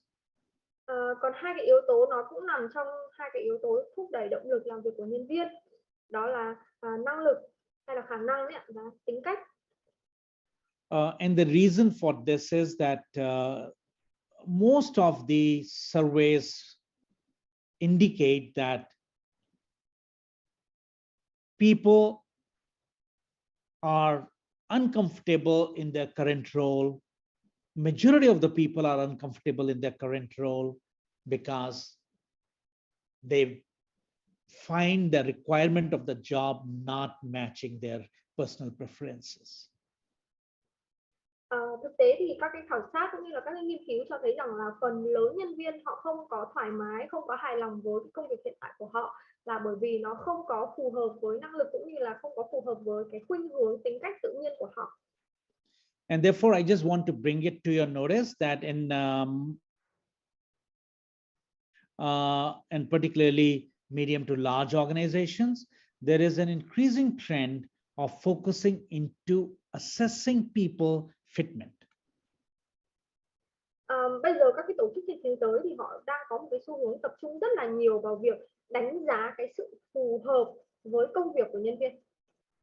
Even if you don't want to adopt it, please understand the latest trend across the world, where ability assessment and personality assessment are becoming key in terms of picking up people or transferring people into different roles.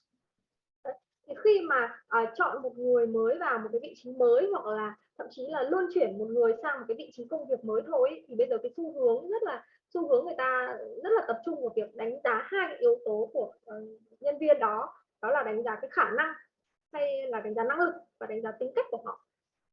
So you may know this, so that's why I will quickly in 5 minutes explain to you that there are many companies which are now starting to do an ability assessment of every white collar job employee, not the blue collar workers, but the white collar office staff. Bây giờ có cái xu hướng như tôi đã nói là các công ty tập trung vào việc đánh giá khả năng hay là đánh giá năng lực của toàn bộ đội ngũ nhân viên, không chỉ là đánh giá đội ngũ những cái đội ngũ nhân viên chính mà còn đánh giá toàn bộ đội ngũ nhân viên. Because many of you are from HR domain, you must of course know that ability assessments for people, maybe above manager or for everybody, is actually a necessity in most organizations. Đặc biệt nếu mà các anh chị đang làm nhân sự thì các anh chị sẽ hiểu rằng là anh chị hiểu rất rõ là việc đánh giá khả năng, đánh giá năng lực, đánh giá khả năng của một nhân viên nó cần thiết, nó quan trọng như thế nào đối với tổ chức.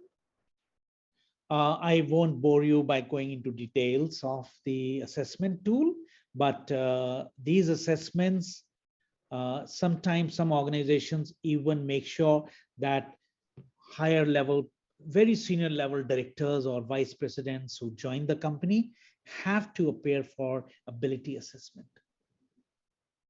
Ở đây thì tôi sẽ không đi quá chi tiết vào những công cụ đánh giá tính cách hay là công cụ đánh giá khả năng. Tuy nhiên tôi muốn nhấn mạnh với các anh chị rằng là đặc biệt là ở những cái vị trí quản lý cấp cao trở lên, lãnh đạo cấp cao trở lên ấy, thì họ sẽ phải trải qua những cái phần tính cách, họ sẽ phải trải qua những cái phần đánh giá về năng lực, đánh giá về tính cách. And this is particularly important as for elevating people performance. If you want to create a culture of merit and you want to create a culture of what is called competency based, which means if I have a competency, I will take up some position or some role. If you want to create that system in your organization, then this assessment is vital for you. Cái này rất là quan trọng, đặc biệt nếu mà anh chị muốn xây dựng một cái hệ thống gọi là đánh giá dựa trên năng lực ấy, hay là hệ thống trả lương, rồi là hệ thống thăng tiến dựa trên năng lực thực tế, thực chất của nhân viên ấy, thì rõ ràng là chúng ta sẽ phải đánh giá năng lực của họ một cách rất là cẩn trọng.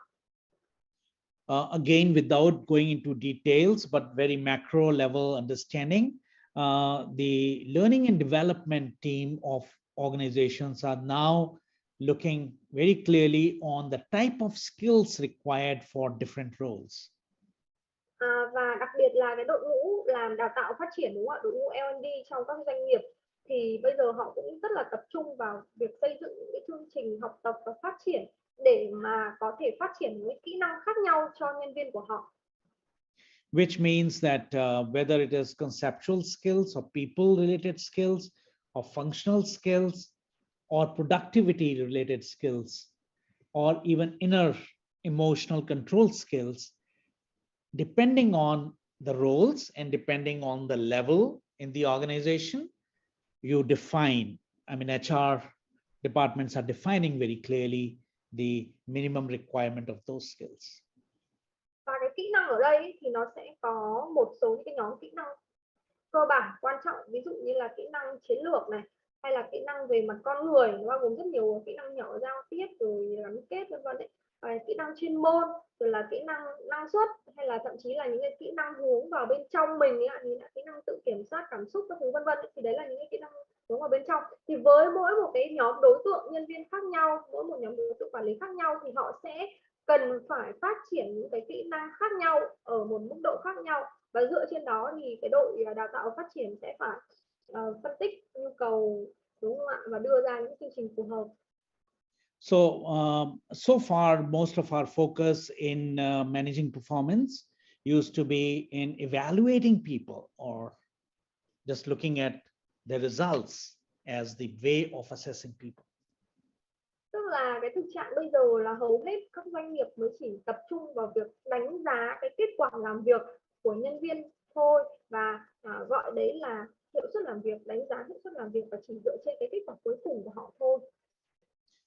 But this is a new dimension that is now picking up a lot of traction and a lot of momentum, which is that ability assessment to assess people potential is very, very vital. Nhưng mà ngoài ra thì nó còn một cái chiều hướng như tôi đang nói đây, đó là đánh giá cái tiềm năng hay là đánh giá cái khả năng phát triển của nhân sự. The second thing I want to bring it to your notice is a need for a personality alignment with the role. Một cái yếu tố tiếp theo tôi muốn anh chị phải chú trọng đấy chính là gì ạ? Phải đảm bảo rằng là cái tính cách, cái khuynh hướng, tính cách tự nhiên của họ nó phù hợp với cái vai trò công việc mà mình giao cho họ. So there are now tools available to assess people's personality depending on the role that you require them for, so that your decision can be a little bit more scientific. Và đương nhiên bây giờ cũng có rất là sẵn những cái công cụ đánh giá tính cách ấy, để mà dựa trên cái kết quả đánh giá tính cách như vậy thì cái quyết định tuyển dụng hoặc là quyết định chọn người của mình nó sẽ có tính chính xác hơn. For example, depending on the role, if you are looking at somebody as a salesperson, or somebody in finance, or somebody maybe in an R&D engineer, the personality requirements of these people are different for these roles. Và đặc biệt là đối với những cái nhóm công việc khác nhau chẳng hạn ấy, thì lại cần có những nhân viên hay là những nhân sự với một số những cái khuynh hướng tính cách khác nhau. Ví dụ như là người làm sale thì cần một cái tính cách khác, hay là người làm hành chính cần một cái tính cách khác, kiểu như vậy. We can ignore it right now, but it is important for all HR heads to keep this in mind, that this is a vital component, In fact, some companies call it critical component for elevating people's performance or even retaining people. Cái phần này thì nếu mà hiện tại bây giờ doanh nghiệp của chúng ta chưa có làm quá sâu thì cũng không sao, nhưng mà đây chắc chắn nó là một cái xu hướng quan trọng và nó là một cái yếu tố vô cùng quan trọng để có thể nâng cao được hiệu suất làm việc của nhân viên. Usually, personality tools are measuring how we as a person prefer to build relationship with people, or how we think and how we feel. These are the three things that our personality can be measured. Thường ấy, khi mà đo lường tính cách ấy, thì bản chất khi mà đo lường tính cách của một người ấy, đấy chính là xác định cái phong cách tự nhiên, cái khuynh hướng tự nhiên khi mà họ xây dựng mối quan hệ với người khác như thế nào, cái khuynh hướng họ tư duy suy nghĩ như thế nào, và cái khuynh hướng họ có những cái cảm xúc, cảm giác như thế nào. And this is one of the reasons why we have sometimes very high attrition, because people don't find the job fitting into their preference. Và bởi vì ba cái yếu tố này, ba cái khuynh hướng tự nhiên này nhiều khi nó không phù hợp với cái công việc mà họ đảm nhận, nên là chúng ta có cái tỷ lệ nhân viên nghỉ việc rất là cao. So right now we can argue saying that ability and personality are two elements that we can ignore, and we will just make our judgment, but we will focus on directions, we'll focus on motivation, and we'll focus on efforts. You may say so, that's okay, but keep in mind that ability and personality are very, very vital for your job fitment. Thì các chị có thể nói rằng là bây giờ thì doanh nghiệp của tôi chưa muốn tập trung làm sâu về cái phần đánh giá tiềm năng của nhân viên, cũng như là chưa muốn làm sâu về cái phần đánh giá tính cách. Tôi muốn làm về cái phần tạo động lực rồi là định hướng phát triển trước. Như thế thì cũng không sao, cũng ổn thôi. Tuy nhiên chúng ta không thể phủ nhận rằng là đây là hai cái yếu tố vô cùng quan trọng, mà nếu chúng ta kích hoạt được hai cái yếu tố này, nếu chúng ta làm đúng được hai cái yếu tố này ngay từ đầu ấy, thì nó sẽ giúp tăng hiệu suất làm việc của nhân viên lên rất là lớn. And details of how it is done and how organizations create the competency linked personality job fitment, we will cover it in next workshop. Và chi tiết cái cách chúng ta đo lường như thế nào, đo lường tính cách, đánh giá tiềm năng như thế nào ấy, thì chúng ta sẽ học ở trong cái chương trình tiếp theo của cái chuỗi chương trình này. So we have covered so far most importantly, the motivation. The second is direction. And we also talked about ability and personality. That brings me to the last point, which is about efforts of people. Thế là từ nãy giờ chúng ta đã nói 4 yếu tố rồi. Hai yếu tố quan trọng đầu tiên là động lực này, định hướng, và hai yếu tố tiếp theo chúng ta vừa nói tới đấy là tính cách và khả năng, tiềm năng, và tôi sẽ đến cái yếu tố cuối cùng, đấy chính là nỗ lực tại nơi làm việc. There is no doubt that all 5 of them that I explained to you are interlinked. Và đương nhiên là 5 cái yếu tố mà chúng ta nói đến ở đây nó đều có kết nối lẫn nhau. For example, ability and personality fitment with the role is a seed for motivation. Ví dụ như là gì ạ? Tính cách, cái sự phù hợp về mặt tính cách và sự phù hợp về mặt năng lực với cái công việc mà họ đảm nhận ấy. Nếu mà chúng ta có cái sự phù hợp đấy thì nó giống như là nó đã có một cái hạt giống rồi, hạt giống để tạo được động lực rồi. And motivation is also a seed for higher efforts from people. Và nếu mà bản thân người nhân viên đấy có động lực thì nó cũng giống như là việc là đã có một cái hạt giống để giúp cho họ đầu tư nhiều nỗ lực vào công việc rồi. But even if we don't talk about the linkage, we'll see how individuals and organization can enhance the efforts at the workplace. Thì đấy, tất cả những cái yếu tố đấy nó đều có cái tính liên kết tương hỗ lẫn nhau. Vậy thì với cái yếu tố động lực này thì làm thế nào để một cá nhân, một nhân viên trong công ty họ sẽ có thật là nhiều nỗ lực, họ sẽ đầu tư, họ sẽ bỏ thật là nhiều nỗ lực vào trong công việc. So first of all, I know that you are aware that when we are talking about efforts for performance, efforts are both at the individual level and from the organization level. Và nỗ lực ở đây thì nó cũng có hai cấp độ, tức là nỗ lực ở cấp độ cá nhân đấy và nỗ lực ở góc độ là tổ chức. So as HR heads and as CEOs, we would need to know what organization can do to enhance efforts of people. Vậy thì nếu mà chúng ta là người lãnh đạo bộ phận nhân sự hoặc là chúng ta là người lãnh đạo trong doanh nghiệp thì chúng ta cũng cần phải xem là tổ chức của mình có thể làm gì để mà có thể tăng cái mức độ nỗ lực của nhân viên lên. But first, let us see what employee needs to do so that we can make sure employees are aware of it. Nhưng mà đầu tiên thì chúng ta sẽ xem một góc độ nỗ lực ở góc độ cá nhân trước. Well, there is no doubt that if you want to increase performance, hard work is vital. Hard work means the work which is more than the allocated time. You always stretch and work hard. This is the first important requirement. Nobody can deny. Nỗ lực tại nơi làm việc thì đầu tiên nó phải có cái yếu tố là gì? Làm việc chăm chỉ trước. Làm việc chăm chỉ có nghĩa là không chỉ là làm việc rồi hết giờ rồi đi về, tức là chúng ta gọi là đầu tư nhiều thời gian hơn, đầu tư nhiều công sức hơn vào cái công việc của mình. When we look at our potential of people, and if we do not see people putting in hard work, we naturally do not consider them as high potential people. Thì thường nếu mà một người nhân viên ấy mà họ không có chịu đầu tư nỗ lực, bỏ nỗ lực vào cái công việc của họ thì thường chúng ta sẽ không đánh giá họ là một người có tiềm năng phát triển. All of us do that, so I don't have to talk about it. Thì đương nhiên làm việc chăm chỉ thì hầu hết chúng ta đều làm việc chăm chỉ rồi. But the second important requirement for efforts is what is called self-change. Nhưng mà cái yếu tố thứ hai trong cái phần nỗ lực ở đây, đấy là chính là tự thay đổi. We all have made efforts in our own self, and we changed a lot in our life. Tức là trong cuộc sống của chúng ta là chúng ta sẽ phải bỏ nỗ lực vào để chúng ta tự thay đổi bản thân mình trở thành một cái phiên bản tốt hơn trong suốt cái quá trình chúng ta học tập và làm việc. This is vital part that all our staff, all employees need to understand that 5 years from now they'll be different people than what they are today. Và cái này rất là quan trọng đúng không ạ? Tất cả nhân viên của chúng ta phải hiểu được rằng là họ sẽ phải có những cái nỗ lực tự thay đổi bản thân mình để mà 5 năm nữa thì họ sẽ phải trở thành một cái con người khác hơn so với con người hiện tại của họ. The third more difficult thing is experimenting outside the safety zone. Cái yếu tố quan trọng thứ ba ở đây đấy là gì ạ? Những cái trải nghiệm ngoài vùng thoải mái.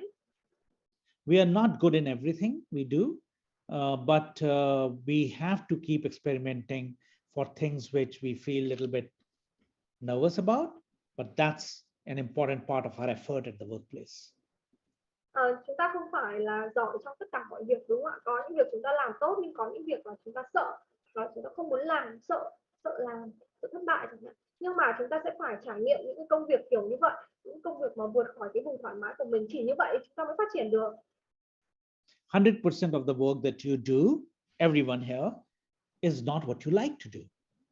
Có phải là 100% những việc chúng ta làm là điều chúng ta thích đâu, đúng không ạ? Maybe 30% is something you have to do, but you don't like to do. Có khi là trong 100 cái việc ấy thì có khi đến 30 việc là mình không thích làm nhưng mà mình vẫn phải làm ấy thôi. These are the things that we make sure that our people are sensitized and they're aware of it. That they're not the only ones. This is the journey of their own future career that they have to go through. Thì đấy là cái mà nếu mà chúng ta đang là người quản lý lãnh đạo, chúng ta phải làm cho nhân viên của mình nhận thức được cái điều đấy, tức là nhận thức được rằng là họ không phải là cái người duy nhất mà phải làm những công việc họ không muốn làm hay là họ thích làm. Ai cũng như vậy, ai cũng phải trải qua những quá trình như vậy để mà có thể phát triển, để mà có thể trưởng thành hơn trong công việc. And the last part that people have to make their efforts on is about gaining personal mastery on these 4 kinds of skills that I have mentioned. Và cái phần cuối cùng mà nhân viên sẽ phải bỏ nỗ lực vào đấy là gì ạ? Họ phải đầu tư nỗ lực vào việc làm chủ bản thân họ, cải thiện những cái kỹ năng để mà có thể làm chủ bản thân họ. Many times I do a program on personal mastery, and there are 13 skills that get covered here. This is important for people to understand. Tôi cũng có những chương trình mà nói về chủ đề làm chủ bản thân ấy, thì để mà làm chủ bản thân được thì chúng ta có khoảng 13 cái kỹ năng, và nếu mà chúng ta làm tốt 13 cái kỹ năng này thì có thể tạm gọi là chúng ta đang làm chủ tốt bản thân mình. If your people are not making these 4 kinds of efforts, outcome will not be sustainable and they will not be predictable. Vậy thì nhìn lại này, nếu mà nhân viên của chúng ta không bỏ nỗ lực vào 4 cái yếu tố này, tức là gì? Không nỗ lực làm việc chăm chỉ, không nỗ lực để tự thay đổi, không nỗ lực trải nghiệm ngoài vùng thoải mái và không nỗ lực để làm chủ bản thân họ, thì họ sẽ không có động lực làm việc đâu. So I'm trying to shift your mindset from outcome-based performance focus to enabler-based performance focus. Tức là ở đây câu chuyện là gì? Tôi vẫn đang cố gắng dịch chuyển cái tư duy của anh chị từ việc là chỉ tập trung vào cái kết quả đầu ra của nhân viên, chỉ tập trung vào kết quả làm việc của nhân viên, sang việc là chúng ta tập trung vào những cái nhân tố thúc đẩy để giúp nhân viên đạt được cái kết quả làm việc như chúng ta mong muốn. And very quickly to look at what HR can do or what organization can do to create more efforts of people, we must understand that the story begins by what I call it validating that the staff is important from an authority or from a leadership level. Tức là ở đây trong vai trò là người quản lý lãnh đạo thì chúng ta phải có thêm một cái nhiệm vụ gọi là gì ạ? Thẩm định hay là xác định lại cái nỗ lực của nhân viên. In other words, it's a validation that every role in this company and every person who is there in the company is very important, and we accept this fact that you are doing a very important job in the company. Tức là chúng ta sẽ phải xác định, gọi là dà lại tất cả cái vị trí công việc, những cái vai trò công việc hiện tại trong công ty của mình ấy, và đảm bảo rằng là tất cả những cái công việc, vai trò công việc đấy đều là quan trọng và đều là cần thiết cho doanh nghiệp và đều cần những người phù hợp để đưa vào. And then these are the 5 things in which now more and more attention will be required from HR to ensure that these are very smooth and they are helping higher level efforts of people. Và với bộ phận nhân sự ấy, thì họ sẽ phải đảm bảo rằng là 5 cái yếu tố này nó phải thật là mượt mà, phải thật là tốt ở trong công ty của mình. Nó giống như là 5 cái nhân tố thúc đẩy để giúp cho nhân viên của mình có những cái nỗ lực tốt hơn trong công việc. Like I gave you an example in management systems, onboarding the transition of people, decision making, delegation, idea generation, and problem solving are very key part. If you don't do it well, efforts of people will go down. Ví dụ như là gì? Ví dụ số 1 này về cái hệ thống quản trị chẳng hạn. Thì như lúc nãy tôi có chia sẻ có một vài cái hệ thống quản trị rất là quan trọng ấy. Ví dụ như là hệ thống ra quyết định, hệ thống giải quyết vấn đề, hay là hệ thống tạo ý tưởng trong công ty. Và nếu mà chúng ta xây dựng được những cái quy trình, những cái hệ thống đấy tốt ấy, thì nó sẽ giúp cho nhân viên của chúng ta có động lực và họ sẽ bỏ nỗ lực vào trong cái công việc của họ. Còn nếu mà những cái hệ thống này trong công ty không tốt ấy, thì nhân viên họ sẽ cảm thấy rằng là họ không cần thiết phải bỏ những cái nỗ lực không cần thiết vào làm gì. Similarly, in leadership systems, providing feedback to people, creating coaching conversations, holding people accountable, and conflict handling are key areas that can reduce effort or increase effort substantially. Tương tự như vậy, với hệ thống lãnh đạo thì chúng ta phải đảm bảo rằng là người quản lý lãnh đạo sẽ liên tục cung cấp những cái phản hồi cho nhân viên, liên tục huấn luyện, cung cấp những phản hồi cho nhân viên của mình, và liên tục có những cái chương trình đào tạo, học tập, phát triển cho nhân viên của mình. Thì đây là những yếu tố vô cùng quan trọng để nó làm tăng cái mức độ nỗ lực của nhân viên lên. Hoặc là thậm chí nếu chúng ta không làm tốt thì nó có thể giảm cái mức độ nỗ lực đi. Similarly, culture or resources or technology and tools that we use in the company have a big impact on efforts of people. Tương tự như vậy, cái văn hóa của doanh nghiệp, những cái nguồn lực trong doanh nghiệp và những cái công nghệ hay là những cái công cụ mà doanh nghiệp đó sử dụng, nó cũng sẽ có những tác động nhất định tới mức độ nỗ lực của nhân viên. And that is the reason why I always now feel that HR role has now changed from a chief people officer to now a chief performance officer.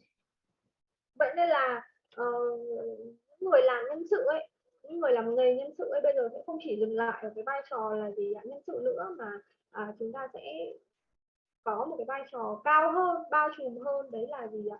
Trong tiếng Anh là Chief Performance Officer, tức là những người mà quản trị hiệu suất làm việc chung của tổ chức nhân sự. So now let me close this by summarizing this whole thing that we learned today, which some of it you can apply or you can reflect on it.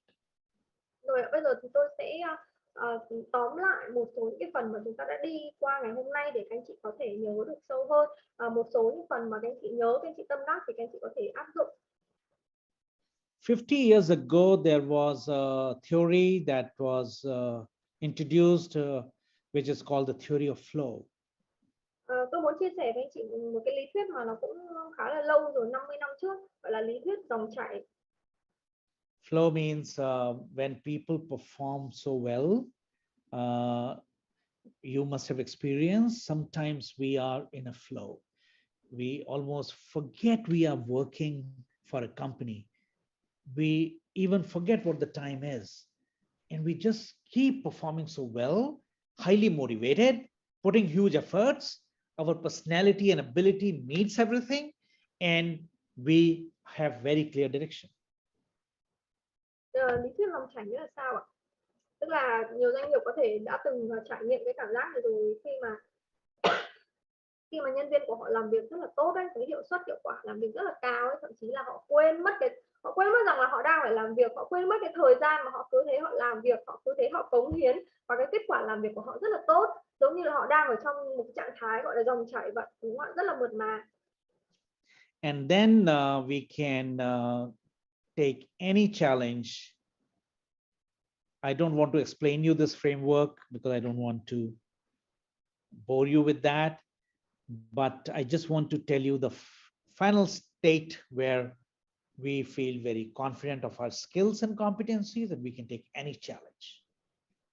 Tức là cái lý thuyết này nó ở hai góc độ. Thứ nhất là một cái trục về kỹ năng và năng lực, một cái trục là về thách thức, và nó sẽ đi theo từng cái bước như thế này ạ. Và đến một cái trạng thái flow ở đây có nghĩa là ở cái trạng thái này nhân viên của mình sẽ có đủ kỹ năng, đủ năng lực để có thể xử lý được những cái thách thức thú vị trong công việc, và khi mà họ ở cái trạng thái này thì họ sẽ có hiệu suất làm việc tốt nhất, đúng không ạ?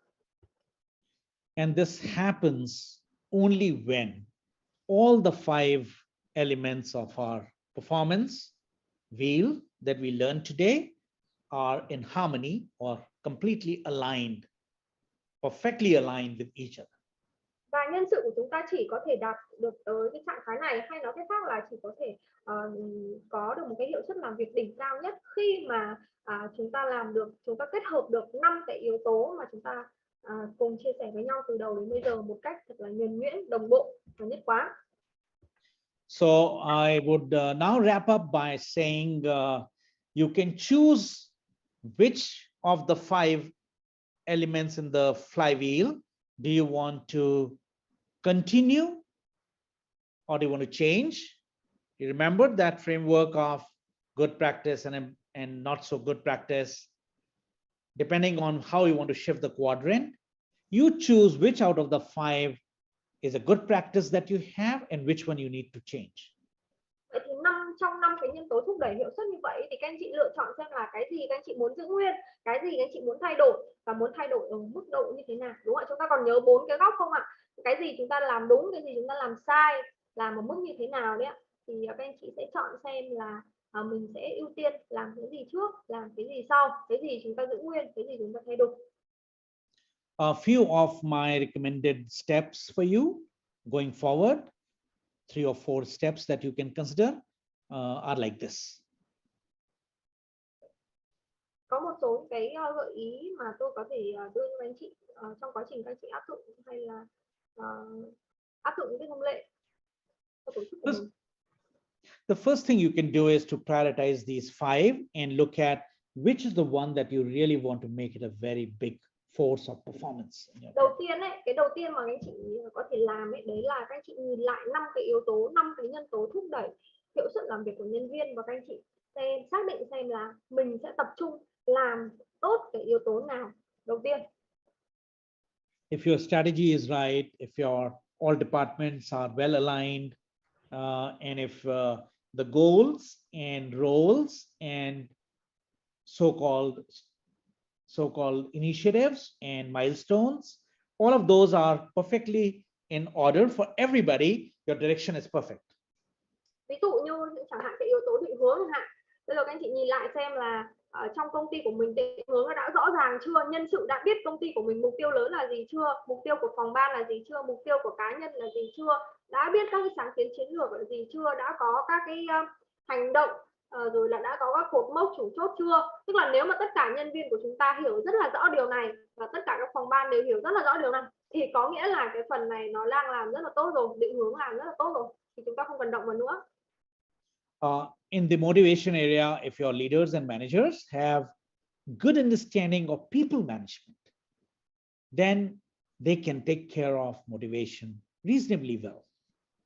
Và tiếp theo là đến cái yếu tố động lực, đúng không ạ? Chúng ta xem là đội ngũ quản trị, đội ngũ quản lý lãnh đạo của mình đã hiểu rõ, đã có cái tư duy tạo động lực cho nhân sự hay chưa? Maybe a little bit help with regard to your managers and leaders learning basic skills on motivation might help you. Có thể nếu mà chưa thì đội ngũ quản lý lãnh đạo của chúng ta có thể cần học thêm một chút về kỹ năng tạo động lực cũng như là kỹ năng truyền cảm hứng cho nhân viên. The third area of efforts is a phenomenal area, and I strongly recommend a lot of focus in that area. Tiếp theo yếu tố thứ ba là yếu tố nỗ lực, như tôi vừa chia sẻ, thì để mà làm tốt được yếu tố này thì chúng ta cũng cần mất rất nhiều thời gian và bản thân chúng ta cũng cần phải bỏ ra rất nhiều nỗ lực, đúng không ạ? Measure the current status by doing a survey for your employees on those 5 management systems and 4 leadership systems that I mentioned. Thì chúng ta có thể khảo sát nhân viên của mình để họ có thể cho phản hồi về những cái hệ thống quản trị cũng như là hệ thống lãnh đạo ở trong doanh nghiệp, xem là cái trạng thái hiện tại các cái hệ thống quản trị đấy nhân viên người ta nhận định như thế nào để mà chúng ta cải. And all of them will have an impact. You will notice as you begin to improve each one of them, you will see the impact on performance. Đó thì chúng ta cứ lập thứ tự ưu tiên thôi, cái gì làm trước, cái gì làm sau. Thì nếu mà chúng ta làm tốt được từng bước một, từng yếu tố một thì các anh chị sẽ thấy cái sự khác biệt trong hiệu suất làm việc của nhân viên của mình. Last and not the least, your number 1 and number 2 abilities and personality fitment with your roles, etc., is vital part. And those organizations which are now mid-sized organization to a large, you must make sure that your competency framework has been properly connected with describing every role and every job very well. Và hai cái yếu tố cuối cùng nhưng cũng rất là quan trọng, đúng không ạ? Yếu tố về năng lực và yếu tố về tính cách, đặc biệt là đối với những doanh nghiệp đang mở rộng quy mô hoặc là đang phát triển ổn định rồi ấy, thì các chị phải đảm bảo rằng là áp dụng khung năng lực cho doanh nghiệp của mình, và phải đảm bảo rằng là cái khung năng lực đấy nó phải liên kết được với cái vai trò công việc, nó phải được thể hiện trong cái vai trò công việc khi mà chúng ta tuyển dụng hoặc là khi mà chúng ta thăng tiến bổ nhiệm cho nhân sự. And if you think that you are quite okay there, don't believe your gut feel. Just see the fact that people who are leaving or people take a feedback. If you notice that people are not very comfortable with some roles and some work, there is a misfit of personality, not necessarily skills of people. Và nếu mà anh chị cứ nghĩ rằng là hai cái yếu tố đấy mình làm doanh nghiệp của mình làm tốt rồi thì cũng nên gọi là thách thức lại cái quan điểm của mình đi, bởi vì là nhiều khi thực tế nó không như chúng ta nghĩ, đúng không ạ? Đừng tin vào cái trực giác của mình, đừng tin vào cái cảm tính của mình. Có một cái thực tế là rất là nhiều nhân sự nghỉ việc không phải bởi vì họ không có năng lực hay là cái năng lực của họ không phù hợp với công việc, mà nhiều khi bởi vì cái khuynh hướng tính cách của họ không có phù hợp với công việc đấy. Okay, and if you choose to work on it, then you can adopt what is called the talent assessment methodology, which I leave it to you and your management leadership to choose within Vietnam which are the companies that can help you do it, but you can choose to do it. Và nếu mà các anh chị xác định là sẽ làm nó thật là chuẩn, làm nó thật là tốt, thì các anh chị có thể lựa chọn những cái phương pháp đánh giá nhân tài, phương pháp đánh giá tính cách. Thì cái đấy tùy thuộc của các anh chị ở Việt Nam hay là ở trên thế giới thì cũng có rất là nhiều những công cụ hay là có nhiều những dịch vụ công ty có thể giúp anh chị làm điều đó. So let's turn the wheel a little bit stronger to prepare ourselves for post-COVID, because everything is going to change in the next 2 or 3 years. Chúng ta hãy cùng nhau lấy đà, đúng không ạ, để chúng ta xoay cái bánh xe về hiệu suất làm việc trong công ty của chúng ta, bởi vì là bây giờ Covid, thời kỳ hậu Covid, đúng không ạ, thì mọi thứ nó thay đổi rất là nhanh và chúng ta sẽ không thể nào mà tốt lên được, chúng ta không thể nào mà phát triển lên được nếu mà chúng ta không bắt kịp thích nghi đối với những sự thay đổi đó. Okay, so with that, I will come to the end, and I will let you know if any one of you wants to get in touch or connect with me on Zalo or anywhere. Feel free to do that. And with that, I will close my session today. We have few minutes in case any one of you have any pressing question. Feel free. And then I'll hand it over to Jem to close today's session. Thank you. Cái phần đó thì cho phép tôi dừng lại nội dung với bài ngày hôm nay, nội dung chương trình ngày hôm nay của chúng ta ở lại đây. Nếu anh chị nào muốn liên hệ với tôi thì có thể là liên hệ qua các kênh Facebook, Zalo, Instagram, vân, đa kênh nào cũng có. Thì anh chị có thể thoải mái liên lạc với tôi, hay là thậm chí các anh chị có câu hỏi nào thì cũng có thể gửi trực tiếp cho tôi, hoặc là anh chị có thể gửi cho ban tổ chức Gen Global để tôi có thể giải đáp giúp anh chị ạ.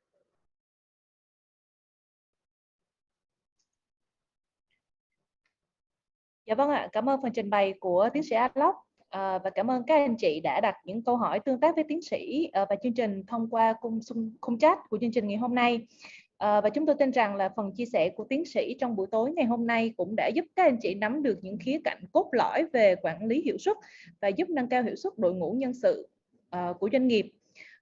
Và đây là một chủ đề rất lớn và sẽ còn rất là nhiều khía cạnh khác cần được khai phá để có thể hoàn thiện được một bộ giải pháp về thúc đẩy hiệu suất tổ chức năm 2022. Và để có thêm được những góc nhìn khác sâu rộng và hoàn thiện hơn về chủ đề lớn này thì các anh chị có thể tìm hiểu thêm thông tin của học phần tiếp theo về chủ đề sắp xếp và chuẩn bị nhân sự cho các mục tiêu kinh doanh 2022 được diễn ra vào ngày 8 và ngày 10 tháng 12 năm 2021 do tiến sĩ Alok trực tiếp thực hiện. Và Gen Global sẽ có những chương trình đặc biệt ưu đãi dành riêng cho các anh chị học viên đã tham dự chương trình ngày hôm nay để tiếp tục đăng ký cho học phần tiếp theo trong tháng 12. Thì hiện tại bây giờ thì không biết là có anh chị nào mình có câu hỏi hay là mình muốn đặt câu hỏi trực tiếp cho tiến sĩ Alok trong chương trình buổi tối ngày hôm nay không ạ? Dạ Ngọc có thấy chị Hằng ạ. Dạ em thấy chị Hằng đang raise hand ạ. Không biết là chị Hằng có thể đặt câu hỏi trực tiếp cho tiến sĩ ạ. Chắc là nhờ bộ phận kỹ thuật mở mic giúp chị Hằng để chị Hằng có thể đặt câu hỏi và tương tác trực tiếp với lại tiến sĩ ạ. Xin chào anh chị ban tổ chức Chem dạ xin chào tiến sĩ và cùng những anh chị ạ. Em tên là Hằng ha, em Hằng hiện tại cũng đang làm trưởng phòng nhân sự của một đơn vị đào tạo. Thì em xin phép đặt câu hỏi là ban đầu em có thấy Chem có giới thiệu là mình còn một chương trình nữa vào đầu tháng 12 cũng nằm trong cái giải pháp nâng cao hiệu suất tổ chức. Chương trình 2 là gì, có liên quan đến chương trình 1 không ạ? Dạ em xin cảm ơn ạ. Dạ chắc là nhờ Thảo phiên dịch lại giúp cho bác Alok giúp chị ạ. So she has a question regarding the second session of our workshop series on the topics of the second session. Would it be related to the first topic, and can you share a little bit more on that? Okay, so since today we talked about more individual performance level, we need to now work into what organization can do towards creating an organizational performance. Cái chủ đề ngày hôm nay của chúng ta là về hiệu suất làm việc của nhân sự ở góc độ là cá nhân, đúng không ạ? Và cái hiệu suất làm việc ở góc độ cá nhân như vậy thì cái mục đích lớn hơn của chúng ta đó là tạo dựng nên một hiệu suất doanh nghiệp tốt hơn. So one of the things that we are going to do there is about assessing people and assessing their potential. Thì trong cái chương trình thứ hai của chúng ta, một cái nội dung mà chúng ta sẽ học đó là liên quan tới đánh giá tiềm năng phát triển của nhân sự và đánh giá tính cách của nhân sự. Which essentially would mean about various assessment tools that are used, and we will connect that with the competency framework of the company. Và trong cái chương trình đó thì tôi sẽ chia sẻ nhiều hơn về những cái công cụ mà chúng ta có thể sử dụng để đánh giá tính cách cũng như là đánh giá tiềm năng phát triển của nhân sự, và chúng ta sẽ kết nối cái đó, liên kết cái đó với cái khung năng lực sử dụng. And the second important thing we will do is to learn about some of the key skills on particularly most important requirement by many organizations in Vietnam, which is about motivating people. Và cái nội dung thứ hai mà chúng ta sẽ học sâu đó là một cái kỹ năng vô cùng quan trọng dành cho người lãnh đạo quản lý, đó là kỹ năng truyền động lực, tạo động lực cho nhân viên. The third area I was thinking, but we will probably not do much about it because most of the organizations are good in it, is about the directions on OKR, on BSC, and some of the tools that are used to get people alignment. Và một cái nội dung nữa thì tôi cũng có thể nói tới trong chương trình đó. Tuy nhiên là tôi thấy là các doanh nghiệp làm cái phần này cũng khá là tốt nên là mình sẽ dành ít thời gian thôi. Đó là cái nội dung liên quan tới định hướng mục tiêu các thứ đấy, OKR rồi KPI các thứ đấy, làm sao để có được cái sự đồng bộ đối với nhân sự, cấp độ phòng ban và cấp độ toàn tổ chức. So basically three kinds of tools: the assessment tools, the motivational tools, and tools, so to say. Thì chúng ta có thể hiểu cơ bản là trong cái chương trình thứ hai chúng ta sẽ học về 3 nhóm công cụ. Thứ nhất là nhóm công cụ đánh giá về tiềm năng phát triển, thứ hai là nhóm công cụ tạo động lực, và thứ ba là nhóm công cụ tạo dựng cái sự đồng bộ của nhân sự trong doanh nghiệp. Okay, so that's what we'll do, and Dạ vâng ạ, cảm ơn phần chia sẻ của tiến sĩ Alok ạ. Ngọc có thấy một anh chị có raise hand là không biết anh chị Ngọc Thịnh ạ. Dạ chắc là nhờ ban tổ chức kết nối với lại anh chị giúp. Dạ. Hello, yes. Good evening, Mr. Alok. yeah, hi. Hi, thank you very much for your sharing. Your flow of information is really great. I got your idea, is really great. So now my question is, the next training you will present the tool, but like for us, we are quite new. We taking your tool and then we will apply it to our company. Then my question is, do you have a staff or program that will like doing the training coachings, helping us during the time that we are practicing using your tools to apply into our companies? Okay, so good question. The tool that I'm going to be talking are not my tools. So they are not my tools. They are those are standard tools which are used in the industry for assessment, for motivations, as well as for performance management or directional alignment. However, I will be doing of course, I am providing the training and I'm providing leadership development of how to use those tools. Những cái công cụ tôi chia sẻ trong chương trình sắp tới thì đương nhiên không phải là những công cụ tôi nghĩ ra, đúng không ạ? Đấy đều là những cái công cụ rất là nổi tiếng và những công cụ rất là có hiệu quả mà các công ty thành công trên thế giới người ta đều sử dụng. Và tôi thì như tôi có giới thiệu, tôi cũng là huấn luyện viên được cấp chứng nhận cho cái phần là liên quan tới đánh giá nhân tài cũng như là những cái công cụ đánh giá tính cách. Thì bản thân tôi cũng có những chương trình liên quan tới huấn luyện, đào tạo cách sử dụng những công cụ đấy một cách đúng đắn trong doanh nghiệp. For example, in directional alignment, if your organization wants to adopt any of the world famous tools like OKR or alignment of a Japanese tool which is used for alignment, it requires basic tools, but it requires some training and development. I will do it. Ví dụ như là những cái công cụ liên quan tới định hướng mục tiêu như là OKR, BSC rồi là một số những công cụ đang nổi tiếng ở trên thế giới đấy, thì nếu mà các doanh nghiệp mà muốn sử dụng ấy, thì tôi sẽ có những chương trình đào tạo về cách sử dụng những công cụ đấy, cách áp dụng những công cụ đấy vào trong doanh nghiệp. Similarly, you will learn, or your HR team will learn about how to create some motivational reward and recognition programs. So, and I'll help in learning about how to create it. Hay là bộ phận nhân sự, phòng nhân sự của các doanh nghiệp muốn xây dựng những cái cơ chế hay là những cái hệ thống ghi nhận trao thưởng, khen thưởng đấy, khuyến khích cho nhân sự, thì tôi cũng có thể giúp đỡ trong việc là định hướng, giúp đỡ các anh chị xây dựng những hệ thống đấy một cách tốt hơn.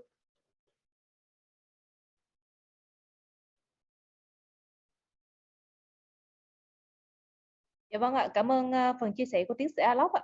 Thì không biết là hiện tại các anh chị nào, còn các anh chị nào mình muốn đặt câu hỏi trực tiếp cho tiến sĩ nữa không ạ? Mình có thể đặt thêm một câu hỏi cuối cùng nữa trong buổi tối ngày hôm nay. Không biết hiện tại các anh chị có anh chị nào muốn đặt câu hỏi trực tiếp có thể nhấn reaction bằng nút raise hand ạ. Dạ vâng ạ, em có thể thấy anh Đặng Đình Doanh ạ. Dạ chắc là nhờ bộ phận kỹ thuật mở mic cho anh Đặng Đình Doanh giúp Ngọc ạ. Dạ vâng ạ, em chào chị Ngọc, em chào mọi người. Dạ vâng, chào anh. Em có một câu hỏi muốn dành cho tiến sĩ thì em xin phép là dùng tiếng Anh để cho bác có thể dễ hiểu. Dạ vâng ạ. So Professor, I have a question for you that I can see that in the world, a lot of company and businesses, they are using people analytics in measuring the performance of employees. So in your opinion, is this popular in Vietnam in the future? Because I see that it costs a lot of money and the human capital to develop that field. So I would like to hear from your point of view about people analytics in measuring the employee performance. Yeah. So there is no doubt that in times to come, in future, people performance will become very key, and that is why I took this topic today. Đương nhiên là cái chủ đề về hiệu suất nhân sự nó là một cái chủ đề vô cùng quan trọng, đặc biệt là trong thời gian sắp tới thì nó sẽ trở thành một cái chìa khóa vô cùng quan trọng, nên là đấy cũng là lý do tại sao mà tôi có một cái chương trình về chủ đề đấy ngày hôm nay. And therefore, for efforts of people, I mentioned in a very short today, technology and tools. Analytics is a very important part of technology that companies will begin to use more and more in two ways. Cái công cụ phân tích ấy, analytics thì nó là một cái công cụ rất là quan trọng và rất là hữu ích cho các doanh nghiệp có thể áp dụng. So one way would be for all people to be able to see the dashboard on how they're performing. Tức là đầu tiên chúng ta có thể áp dụng bằng cách là gì ạ? Cho tất cả nhân viên, tất cả nhân sự nhìn thấy được những cái chỉ số, giống như là những cái bảng điều khiển những cái chỉ số về cái hiệu suất làm việc của họ, cái tiến độ công việc của họ nó đến đâu so với kế hoạch. And second will be the tool required for by HR and by management to know how people are feeling. Và thứ hai nó có được sử dụng theo cách là gì ạ? Nó sẽ cung cấp thông tin cho những người làm nhân sự và những người quản lý lãnh đạo biết được rằng là nhân sự của họ đang cảm thấy như thế nào. Like how motivated they feel or how engaged they feel, what is their rating on the quality of feedback that they're getting. So measurement which will measure how people are experiencing within the company will be the second category of analytics required. Tức là dùng các cái công cụ phân tích để cho những người làm nhân sự, bộ phận nhân sự và những người quản lý lãnh đạo biết được rằng là cái mức độ, ví dụ như là mức độ hài lòng của nhân viên đang như thế nào này, mức độ động lực của nhân viên đang như thế nào này, nhân viên có những cái phản hồi như thế nào này, họ có đang thỏa mãn hài lòng với công việc hay không này. Thì đấy là một cái đấy là một cái hướng thứ hai mà chúng ta có thể áp dụng những công cụ phân tích. Và dạ vâng ạ, xin cảm ơn câu trả lời của tiến sĩ Alox, và Ngọc xin phép là mình sẽ kết thúc phần Q&A bằng một câu hỏi cuối cùng đến từ chị Hương nha. Tại vì thời gian của chương trình và thời lượng của chương trình cũng có hạn á, và bây giờ cũng khá trễ rồi, thì Ngọc sẽ dành câu hỏi cuối cùng này đến với chị Hương ạ. Nhờ ban tổ chức kết nối âm thanh với chị Hương ạ. Xin mời Okay, chị. thank you. Yeah, thank you very much. Good evening, Mr. Alox, and good evening, everybody. So, my name is Hương, and I'm in charge for a talent acquisition team from kind of a corporation in high tech. So, I'm looking for kind of training course for our talent acquisition team so that we can boost up the efficiency, the productivity of the talent acquisition team. So I would like to ask if Mr. Alox can provide any training session regarding to talent acquisition. I did one program 2 months ago on talent acquisition and recruitments. So if you are interested to do any program on that topic, I'll be happy to do it. We can do maybe in 2 or 3 or 4. Ideally, it should be about 4 sessions of 3 hours each. Normally, it is 4, but depending on your current capability of people and their current knowledge of new practices in talent acquisition, we can do it in 3 or 4 sessions. Yeah, but normally when you do 3 or 4 sessions on talent acquisition, what is the main topic you will deliver during the 4 sessions? So those details, you can always take it from Jem later, the full content, but most of this work is about first of all, knowing and creating a system of your job descriptions. And if you have adopted a competency framework, then mapping it with your competency framework to define the candidate's profile, and then this takes away about a session or 2, and then the other sessions, most important session is about competency-based interviews. Okay, thank you very much. Then I will connect with Jem and get more detail about the kind of program. Okay. Thank you very much. Yeah. Okay.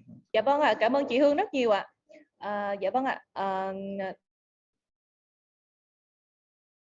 Các anh chị thân mến, thì chương trình của chúng ta đang dần đi đến hồi kết, và xin mời các anh chị trước khi mình kết thúc chương trình, mình sẽ cùng mở camera để chúng ta sẽ cùng chụp một tấm hình chung kỷ niệm với lớp mình ạ. Xin mời các anh chị mình sẽ cùng mở camera nhé.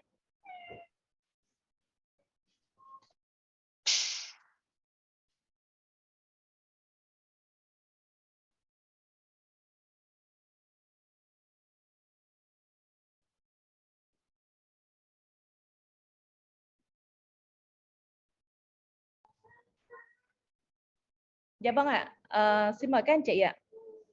Ngọc sẽ đếm từ 1 đến 3 nhé. Tại vì ngày hôm nay thì các số lượng các anh chị tham dự chương trình khá đông, nên mình sẽ chụp hình 2 lần để có 2 màn hình. Dạ vâng ạ, Ngọc xin phép các anh chị chắc mình sẽ cùng mở nhấn cái nút reaction. Ở trong reaction thì có cái nút hình trái tim á, thì các anh chị sẽ cùng nhấn trái tim để mình thả tim để mình chụp hình thật đẹp nhé. Ngọc xin phép đếm ạ. 1 2 3. Dạ vâng ạ. Các anh chị mình sẽ tiếp tục chụp tiếp một tấm nữa ở trang thứ 2 nhé. Các anh chị mình sẽ tiếp tục, mình sẽ bấm nút reaction và mình sẽ tiếp tục thả tim nhé. Ngọc sẽ đếm là từ 1 2 3. Dạ vâng ạ, cảm ơn các anh chị rất là nhiều ạ.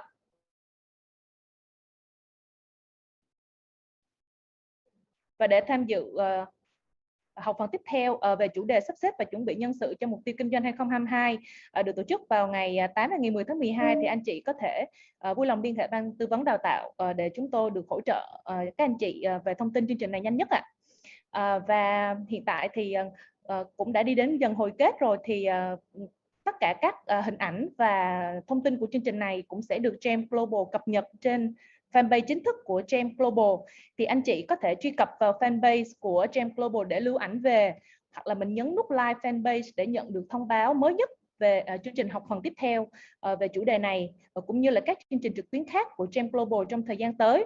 Và cuối cùng thì anh chị có thể vui lòng dành ra 1 phút để hoàn thành phần đánh giá về chương trình theo đường link sẽ được chúng tôi gửi vào khung chat trước khi rời khỏi Zoom trong buổi tối ngày hôm nay. Thì tất cả các ý kiến đóng góp này sẽ được ban tổ chức ghi nhận và giúp chúng tôi hoàn thiện hơn trong các chương trình tiếp theo. Vâng ạ, và như vậy thì khóa học của chúng ta đã kết thúc, và thay mặt cho Gem Global thì tôi xin được cảm ơn các anh chị đã sắp xếp thời gian tham dự khóa học ngày hôm nay. Và bây giờ cũng khá trễ rồi, nhưng mà các anh chị vẫn còn ở lại chương trình ngày hôm nay thì Gem Global rất hy vọng sẽ được tiếp tục gặp lại và được đồng hành các anh chị trong các chương trình và học phần tiếp theo trong tháng 12. Xin chúc các anh chị ngủ ngon và xin kính chào, hẹn gặp lại.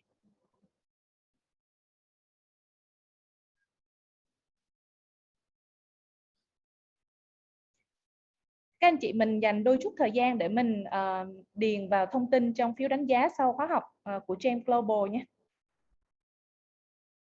Đường link này sẽ được ban tổ chức gửi vào trong khung chat. Các anh chị có thể lấy đường link này trong khung chat của chương trình ạ.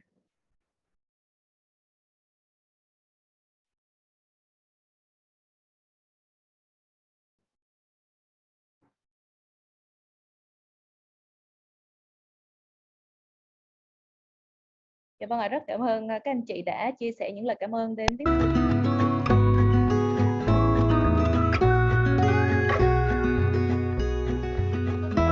Recall when we were young, running from all things at once, without thinking twice.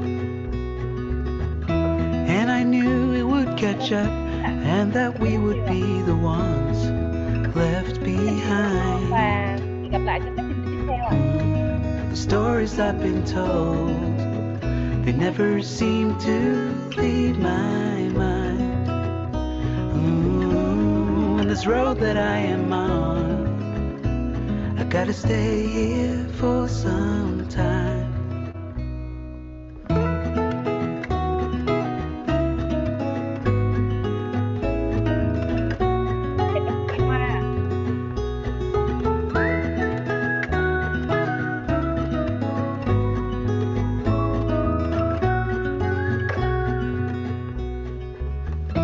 Time is gone and I grew up.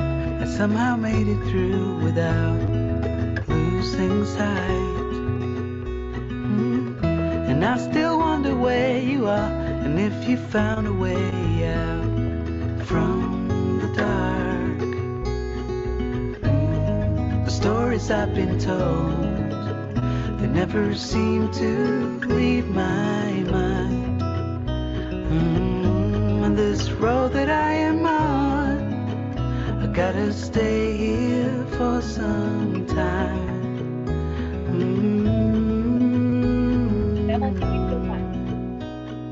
Bruises, they come and they go, and we have to try and keep up, 'cause this life's so much more.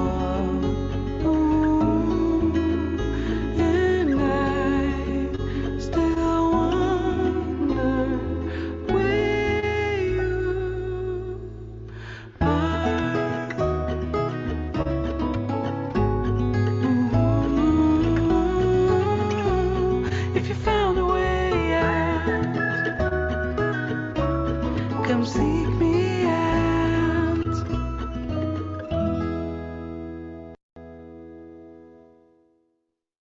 I did a lot of bad things, and never did I give in, just 'cause the thought of being vulnerable made me feel less than I am.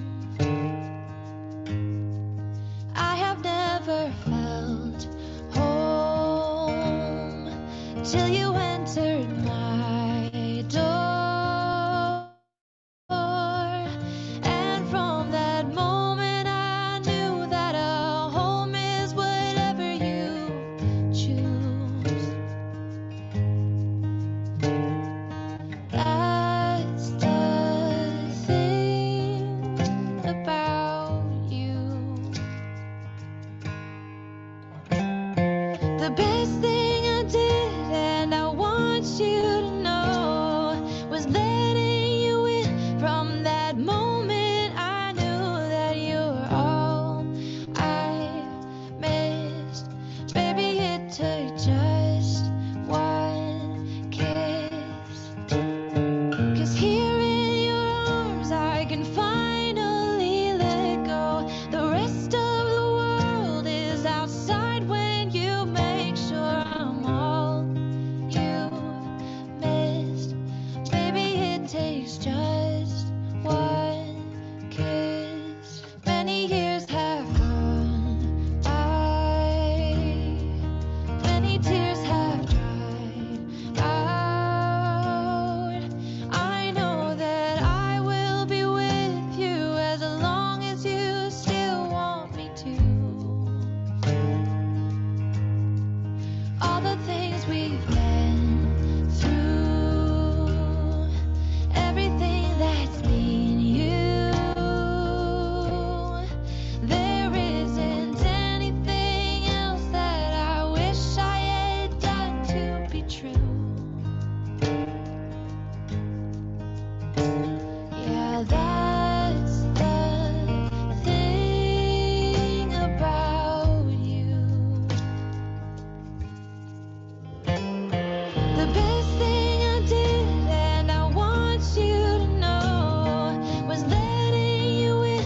From that moment I knew that you were all I missed. Baby, it took just one kiss. 'Cause here in your arms I can finally let go. The rest of the world is outside when you make sure I'm all you missed. Baby, it takes just one kiss.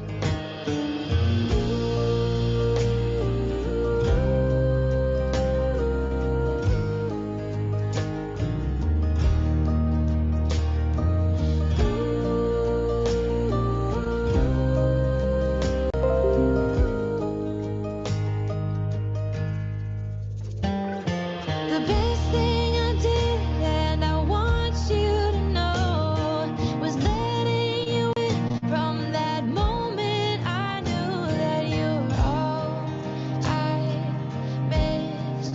Baby, it took just one kiss. 'Cause here in your arms I can finally let go. The rest of the world is outside when you made sure I'm all you missed. Baby, it took just one kiss.